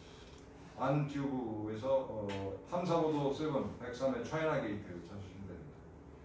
오늘 공작학원까지 하려고 했는데 그건 뭐 나중에 혹시 기회가 되면 하기로 하고 이렇게 중국 공산당이 이 전 세계를 상대로 해서 미국을 포함한 전 세계를 상대로 또 대한민국을 상대로 얼마나 다양하게 깊숙하게 공작을 펼치고 있는지를 말씀드렸습니다. 혹시 질문 있으시면 이번에 강의로 잘 들었습니다. 이번에 후진타오 이번에 군의대 할 때 저는 어젠가 본 것 같은데 후진타오 전주석이 이제 뭐 이렇게 끌려가는 비슷하게 가더라고요. 그게 뭐 진짜 뭐 끌려간 거지 뭐 기사에는 무슨 이게 무슨 뭐 옆에 몸이 안 좋아서 쉬고 있고 이렇게 나오는데 뭐 그냥- 어떻게 보시는지 끌려나가는 거죠. 그러니까 이 권력의 속성이 이제 이 권력을 뺏기고 싶지 않을 거 아니에요, 시진핑이. 그동안 이게 과거 10년 동안 숱하게 정적들을 많이 만들어 놨고 이놈저놈 전부 다 숙청을 해가지고 늘 불안에 떨 거 아니겠어요? 그런 상태에서 권력을 독점해야 되겠다는 욕심이 생길 수밖에 없죠. 그러니까 상무위원들 7명을 다 우리 파로 만들어 버리겠다. 라는 이제 아까 그 시진핑이 간이 벗다고 그랬죠. 이 권력 구조에서도 그런 선택을 한 거예요, 시진핑이. 왜냐면은 너무 얘가 10년 동안 삽질을 많이 해가지고 불안해한 거예요. 그래가지고 이제 이 다른 파를 다 이게 제거를 했는데 그 후진타오가 투덜거릴 것 같으니까 그냥 내보낸 거죠. 무시무시한 겁니다. 그래서 이런 그러니까 그 권력 구조에서도 그렇고 내치에서도 이 아까 이 텐센트를 비롯해서 이제 IT 기업들 전부 다 이렇게 진압을 하고 있다고 했잖아요. 그 다음에 뭐 공유 경제인지 뭔지 해가지고 부자들 이제 뺏고 돈을 그 다음에 이 서방 경제권으로부터 이렇게 고립되고 국내적으로도 굉장히 그 시진핑이 궁지에 몰리고 있고 권력도 그런 식으로 돼가 있고 대외적으로는 이게 굉장히 침략적인 성격을 띠고 있고 굉장히 위험한 상태죠. 국제정세가. 그래서 사실은 아까도 말씀드린 것처럼 이 윤석열 정부가 정말 전쟁 준비를 해야 된다라고 저는 확신해요. 이렇게 막 가는 애가 갑자기 이 개거천선할 리가 없잖아요. 지금 목숨을 걸고 이렇게 물진하고 있는 거예요. 대만 침략을 약간 곧이라고 이렇게 예상하시나요? 대만을 대만 아니면 우리인데 중국 공산당 입장에서는 북한을 이제 사주할 수도 있으니까. 지들은 이제 6.25 때처럼 이제 뒤에 숨어 있는 척하면서 북한을 또 이용할 수도 있지 않을까라는 생각도 해요. 근데 미국이 있는데도 약간 이게 판단이 제대로 못하고 그렇게 할 거다 이렇게 별 생각 다 하겠죠.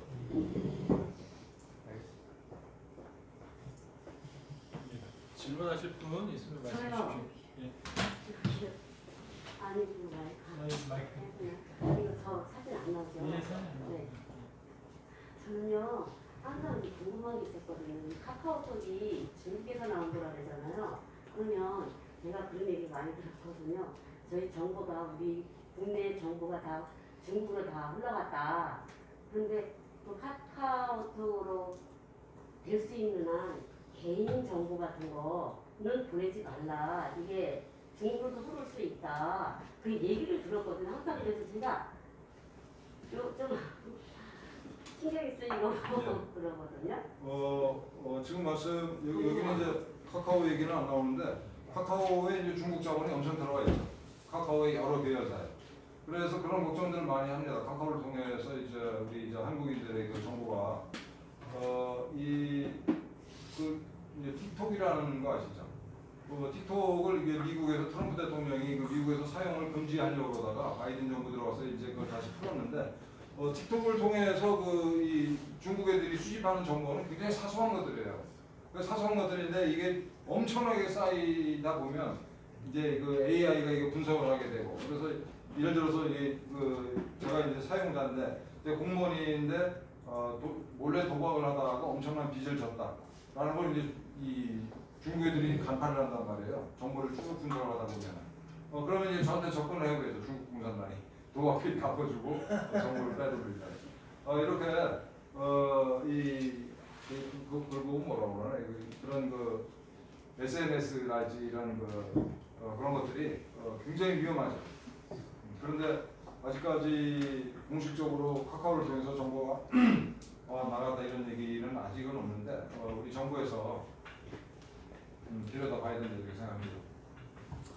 참고로 저희 답장으로 왔던 중국인 친구 이메일에 보면은 카카오도 중국 거다. 이 친구는 아주 자연스럽게 선포를 한다거든요. 50%가 중국 공급 거잖아요. 그리고 10년 전에 알려준 걸 뭐. 지배 구조를 보면은 김원호 회장이 최대 주주이긴 한데 사실 이렇게 중국 자본들이 있고 또 우회에서 가지고 있는 것들도 있고 그래서 사실 위험한 상황이라고 보는 것이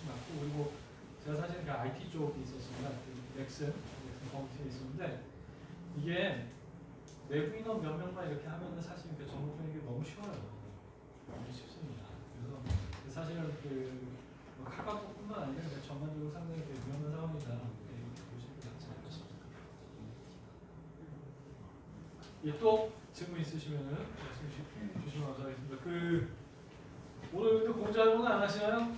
뭐 근데 중요한 내용은 많이 하신 것 같은데 뭐 저희가 이제 공지하고는 또 따로 한번 모시도록 하겠습니다. 예. 질문 있으시면 말씀 부탁드리겠습니다. 오늘 그 신문에서 잠깐 오늘 마이크 예예 방송으로 코멘트를 하겠습니다. 그 신문에서 잠깐 기사로 검색을 했는데 7강구가 이제 그 한일 중국하고 대립군인데 이것을 그 거의 문재인이 들어서면서 거의 그냥 손을 놨잖아요. 근데 그게 보니까 중국 때문에 그런 거라는 느낌을 아주 강하게 그 기사 속에서 봤는데 그 기사 제목은 이제 반일 종족주의를 조금 이제 언급시키려고 그 쟤네들이 이제 국회에서 질문을 했는데 그 내막은 중국 때문에 우리가 거의 손을 놓은 게 아닌가. 혹시 여기에 대해서 조금 아시는 거 있으면 좀. 제가 한번 7강구 예. 제주도 앞바다에 있는 석유 탐사하는 예. 그 한국에서 손을 놨더라고요. 완전히 그 중국 때문에 손을 놓은 게 아닌가. 중국이 마음대로 퍼가라고 예. 그런 생각이 들었어요. 그건 뭐 제가 알 바가 없는데 중국 공산당이 얼마나 깊숙하게 문재인 정권을 좌지우지했는지 이건 뭐 전모가 아직 안 드러나가지고 그런데 매우 심각한 수준일 것이다라는 추측만 하고 있죠.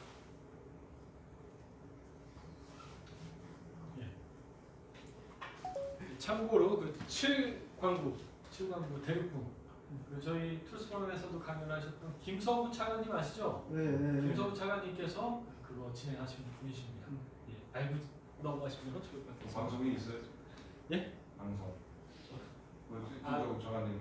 그 대륙군 관련해서 하신 건 다른 방송에 있는 건 아니고요. 그 사석에서 발표하시면서 얘기를 해주셨습니다. 개인적인 이야기. 근데 요즘에 그 중국 관련해서 좀 걱정되는 건 그게 저희가 반도체 산업이 사실은 특히나 삼성전자 뭐 또 SK 하이닉스 보통 저희 근데 나라는 사실은 메모리 반도체를 많이 판매하고 있거든요. 그래서 사실은 근데 그 삼성 메모리 부분 판매 보면은 한 반 정도는 사실 중국 매출이거든요. 그래가지고 사실 중국 시장을 포기하기도 어려운 상황이기도 해요. 그래서 사실은 근데 이게 사실은 그래서 비메모리 반도체 분야 파운더리라고 하는데 이런 데서 약간 이 포션을 늘려가야 되는데 근데 이 지금 상황에서 사실은 그걸 포기하기도 어렵고 사실은 그래서 이런 상황에서 뭐 제 생각에 아까처럼 이제 비메모리를 늘려야겠지만 이런 경제 상황에 사실은 중국이 보통 많이 디펜스를 많이 하잖아요. 경제 상황 들면서 중국 의지할 수밖에 없다는 얘기를 듣는데 그런 경제적인 관점에서 어떻게 저희가 중국에 대응해야 될까? 네. 우리나라 반도체 산업이 여기까지 온 거는 저는 이렇게 생각합니다. 90%는 미국의 전략 덕분이에요. 그러니까 이 80년대 일본이 그야말로 승승장구해가지고 그때 이게 동경 시장이 뭐라고 그랬죠? 겁대가리 없는 얘기를 했는데. 노라고 말할 수 있는 재팬. 예, 노라고 말할 수 있는 재팬. 그 굉장히 살벌한 내용이에요. 예, 이게 미국과 동맹을 끊을 수도 있다 이때 소리를 했거든. 그래가지고 이제 미국에서 이 일본을 주저앉혀야 되겠다라고 판단을 하고 일본의 반도체 산업을 죽이고 그걸 한국으로 옮긴 거죠. 그러니까 대한민국의 반도체 산업은 지금도 그렇지만 이 미국과 일본이 맞먹으면 그거는 여반장이에요. 한국의 반도체 산업을 뒤집는 거. 첫째 이제 그런 조건이 있고 그래서 지금 이제 반도체 이 판매와 관련해서 중국 의존도가 크고 또 심지어는 우리 반도체 공장이 이제 중국에 있잖아요. 있지만 이 아픔을 감수하고 이 관계를 끊을 수밖에 없다. 아니 우리가 선택을 해야 되죠. 이제 미국 편에 설 건지 미일 편에 설 건지 중국 편에 설 건지 어떤 게 유리해요? 당장은 아프지만 미일 편에 설 수밖에 없어요. 미일 편에 서지 않으면 반도체 산업이 죽어. 그래서 이제 저는 이 삼성이 이제 반도체 공장 거기 세울 때만 해도 미국도 속았으니까 이게 중국 애들이 개과천선해가지고 서서히 민주화 될 거다 뭐 이런 환상에 빠져 있었거든요. 이렇게 중국을 정상적인 나라로 봤죠. 전 세계가 우리 삼성을 포함해서 상거래가 정상적인 상거래가 되는 파트너를 봤는데 전혀 그게 아니잖아요. 지금 그래서 이 미국이 우리 그 이제 SK나 이게 삼성 공장에 1년의 시한을 줬어요. 1년 내에 이제 철수해라. 며칠 전에 뉴스가 나왔는데 1년. 예. 그렇고 하고 이번 그거 관련해서 정말 제가 화가 나는 것 중에 하나는 그 인텔이 거기 공장을 가지고 있었는데 인텔 미국의 인텔이 SK에다가 팔아먹었잖아요 얼마 전에. 그 이제 매매 계약이 있었던 게 얼마 안 됩니다. 1년도 안 된 것 같은데. 그거를 10조 8천억인가에 팔았어 인텔이. 그래서 저는 인텔이 SK의 바가지시였다 이렇게 봐. 인텔은 감을 잡고 있었죠. 중국의 반도체 산업을 고사시키려는 이게 미국의 전략 하에서 이 중국에다가 인텔이 그 공장을 둘 수가 없는 거죠. 그래가지고 그걸 모르는 척하고 SK에 팔아먹었다. 10조 8천억에. SK는 속은 거죠. 예. 그래서 저는 우리 삼성 SK가 1년 내에 철수해야 된다고 생각해요. SK는 정말 세게 얻어맞은 거죠. 빨리 철수하면 조금이라도 건지겠지. 하긴 중국에도 좀 눈치가 있으니까. 손해볼 걸 안 보니까 건지는 거죠. 네. 빨리 철수하라. 빨리 총수가 빨리 판단을 해. 방금 전 질문은 그 노라고 말할 수 있는 일본 한번 오래된 책이나 한번 읽어보면 굉장히 잘 벌어요. 그 미국 입장에서 그걸 읽으면은 이가 갈리는 내용들이 많아요. 방금 전 질문은 삼성전자에 얼마 전에 입사한 신입사원의 질문이었습니다. 아 그래? 빨리 빠져나와야지. 미국이 1년 동안의 시간을 줬어요. 네, 또 궁금하신 거 있으시면은 말씀 부탁드리겠습니다.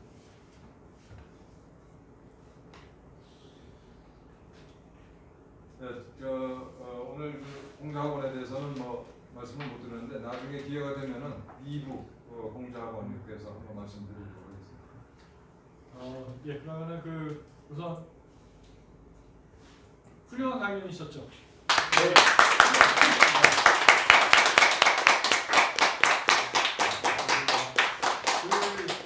중국 관련해서는 사실 저도 할 얘기가 많습니다. 할 얘기가 많은데 우선은 한민호 대표님께서 너무 잘 정리를 해주신 것 같아요. 너무 잘 정리를 해주신 것 같아요. 방송 보시는 분들은 못 들으셨을 텐데 처음 방송 시작하기 전에 말씀드렸습니다. 제가 얼마 전에 고등학교 교과서, 고등학교 한국사 교과서를 9종이 있습니다. 지금 검정 시스템 아래에서 그래서 9종 교과서를 전부 다 제가 좀 분석하는 기회가 있었는데요. 박정희 대통령, 이승만 대통령은 그냥 기본적으로 독재자. 왜냐하면 이게 지필 기준 자체가 어떻게 됐냐면은 근현대사를 다루면서 민주화는 반독재 투쟁이라는 점을 부각해서 설명하도록 되어 있습니다.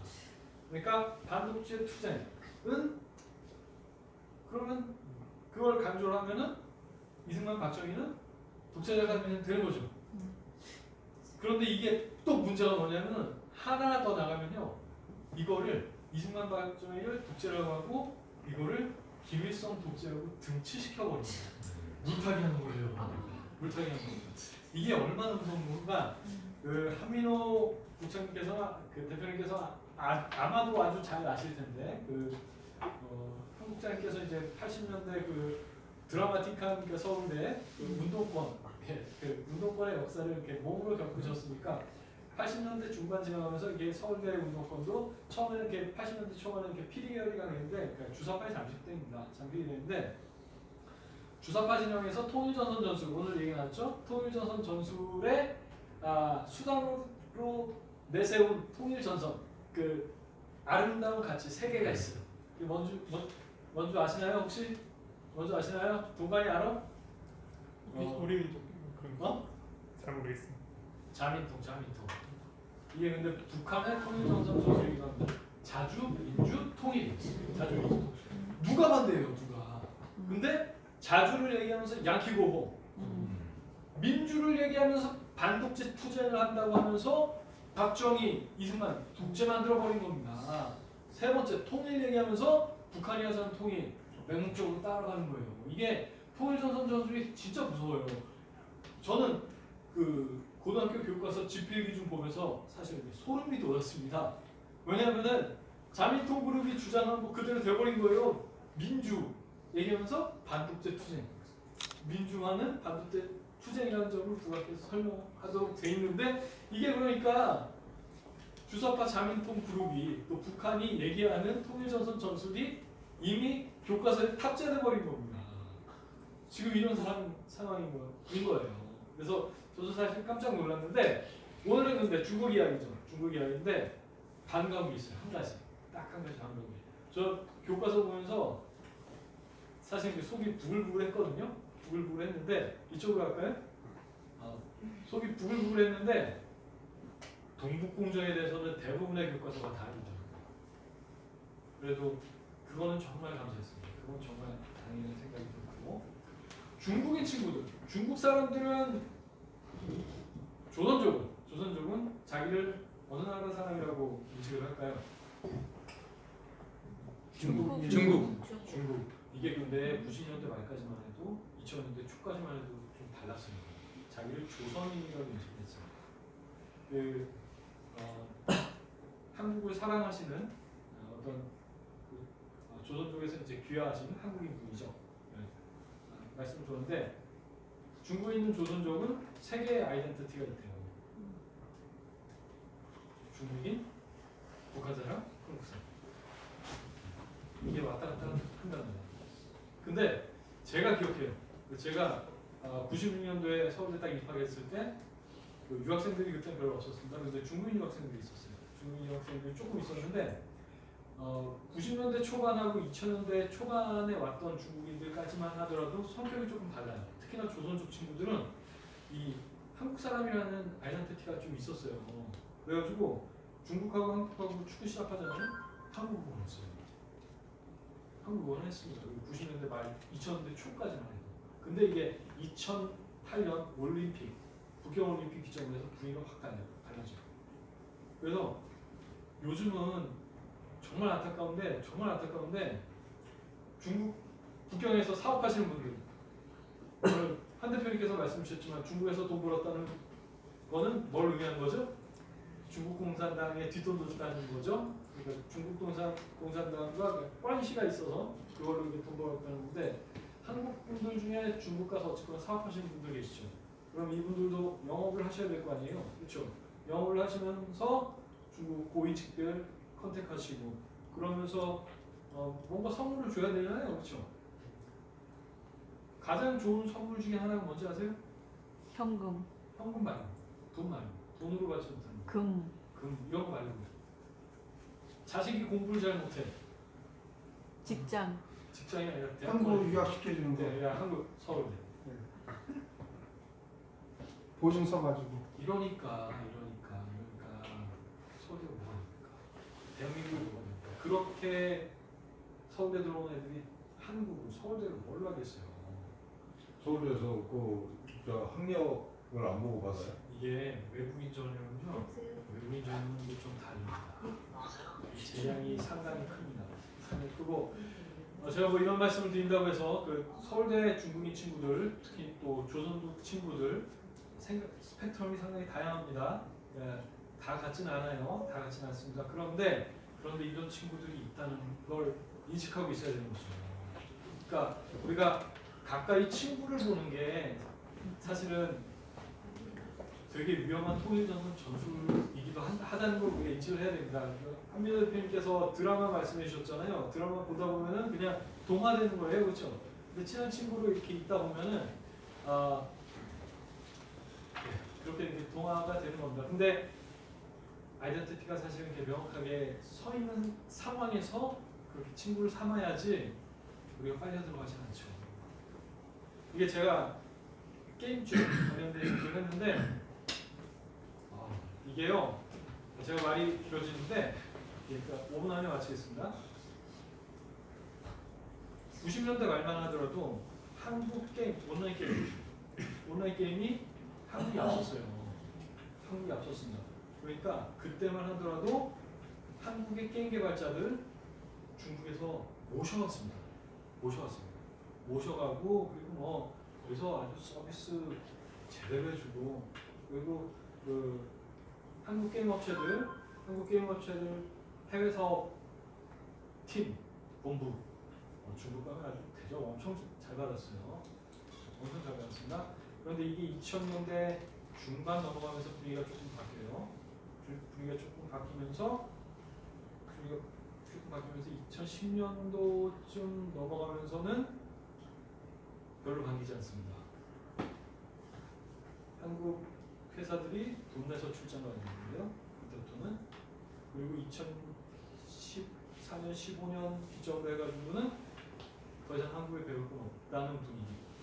그러면서 물밀듯이 중국 자본이 한국 게임 업체들, IT 업체들 먹기 시작했습니다. 시진핑이 통일전선 전술 적극적으로 행하기 시작한 데가 2014년, 2015년입니다. 지금 정말로 위험한 때라는 걸 알아야 됩니다. 정말로 위험한 때라는 걸 알아야 돼요. 트루스 포럼이 계속 이렇게 목소리 내는 거예요. 탄핵 사태부터 시작을 했는데 중국의 위험성, 북한의 위험성, 복합적으로 우리가 지금 다 겪고 있고 받아내고 있는 겁니다.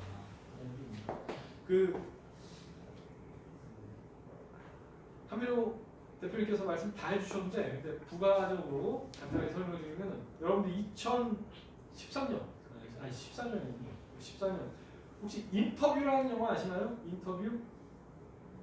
아시나요? 한민호 대표님? 인터뷰라는 영화가 있었어요. 소니 픽처스에서 나왔습니다. 소니 픽처스에서 나왔는데 이게 김정은을 희화화한 영화입니다. 아시죠? 이거 소니에서 만들었습니다. 소니 픽처스 미국 회사예요.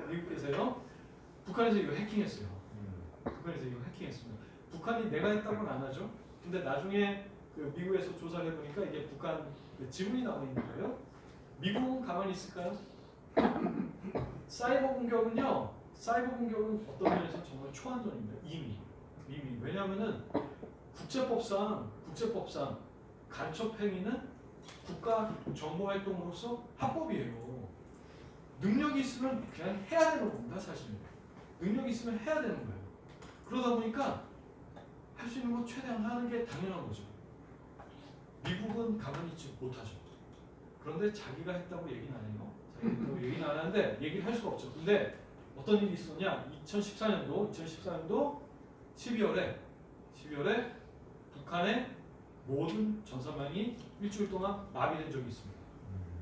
일주일 동안 아예 마비가 됐어요. 북한의 전산망.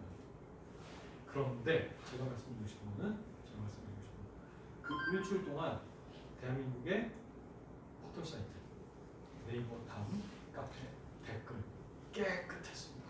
그래요? 깨끗했습니다. 이거 기사도 별로 안 나오는데 블로그나 이런 것들에 나와 있어요. 그 당시에 정말 깨끗했어요. 이게 뭘 의미하겠습니까? 이미 지금뿐만 아니라 이미 북한 조직에 의해서 대한민국 여론이 묵락당하고 있었던 거예요. 지금은 근데 더 심합니다. 우마보다 쪽수에서 차원이 달라져요. 그러니까 우리가 지금 인터넷에서 만나는 여론이라는 게 우리의 여론이 아닌 거예요. 우리가 그걸 알아야 돼요. 그렇기 때문에 적극적으로 목소리를 내는 겁니다. 저항도 세요. 저항도 심각합니다. 저항도 심각하고 트루스 포럼 같은 경우에는 스누라이프 아시죠? 서울대 친구들이 쓰는 거기에 처음 글 썼을 때는요 완전히 이심에 당했어요. 처음에. 그리고 신고 먹고 계정 정지당하고 이런 것들 진짜 서글프더라고요. 처음에는. 근데 그걸 바뀌었어요. 눈물 납니다. 분위기가 바뀌었어요. 근데 에브리타임이라는 게 생겼는데 거기 학부생 애들이 많이 있어요. 어린 애들이 많이 있어요. 에브리타임은 요즘에 스누라이프 초기 분위기예요. 약간. 그래서 사실 속상한 일이 되게 많습니다. 근데 거기서 활동하는 애들 중에서도 있어요. 있는 게 당연합니다. 그렇기 때문에 우리가 좀 힘들더라도 계속 목소리 내야 돼요. 목소리 내야 됩니다. 오늘 그래서 기다렸습니다. 오늘 이 강의를 끝나고 제가 공표를 하려고 하는데요.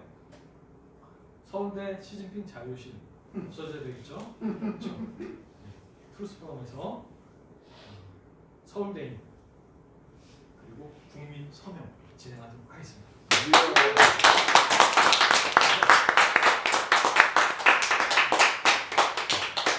공신전하고 같이 진행해가지고 저희가 이거를 학교 본부에다가 전달할게요. 그리고 가능하면 오세정 총장님 퇴임하시기 전에 오세정 총장님께 전달을 해드리도록 하겠습니다. 오세정 총장님 개인적으로 드릴 말씀이 참 많은데 다음 기회에 말씀드리도록 하고 서명 진행할 때 여기 계신 분들 또 방송 보시는 분들 꼭 함께 해주시면 감사하겠습니다. 근데 오늘 정권 5년 네. 동안 중국 사람이 너무 많이 예, 들어왔는데요. 그렇죠.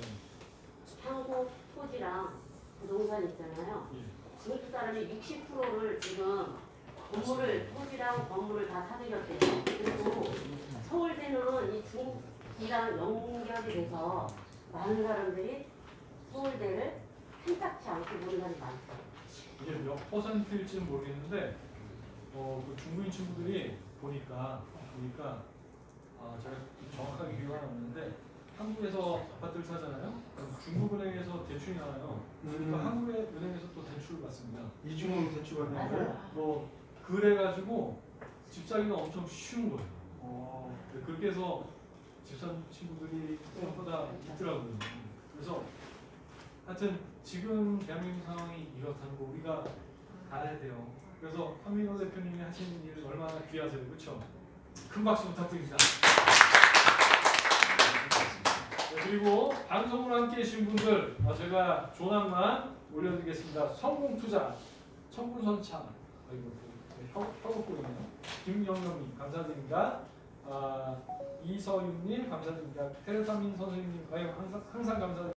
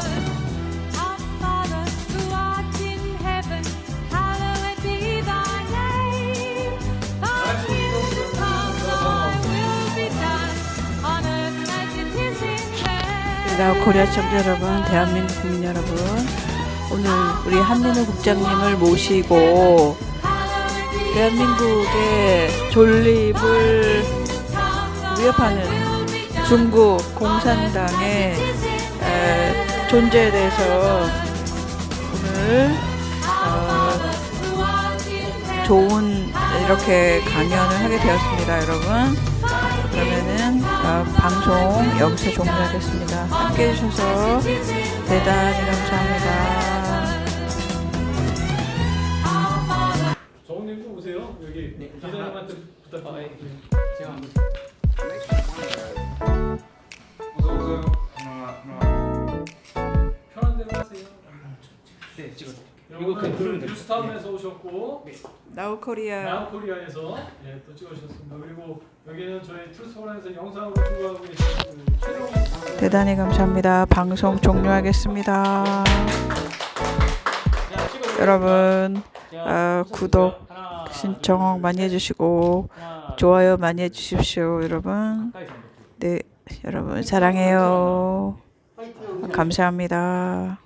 네, 화이팅 해주세요. 하나, 둘, 셋. 방송 종료하겠습니다. 잠깐만 파이팅 할 때는 그 뭐 붙여서 해야 돼요. 아, 예. 제가 한민호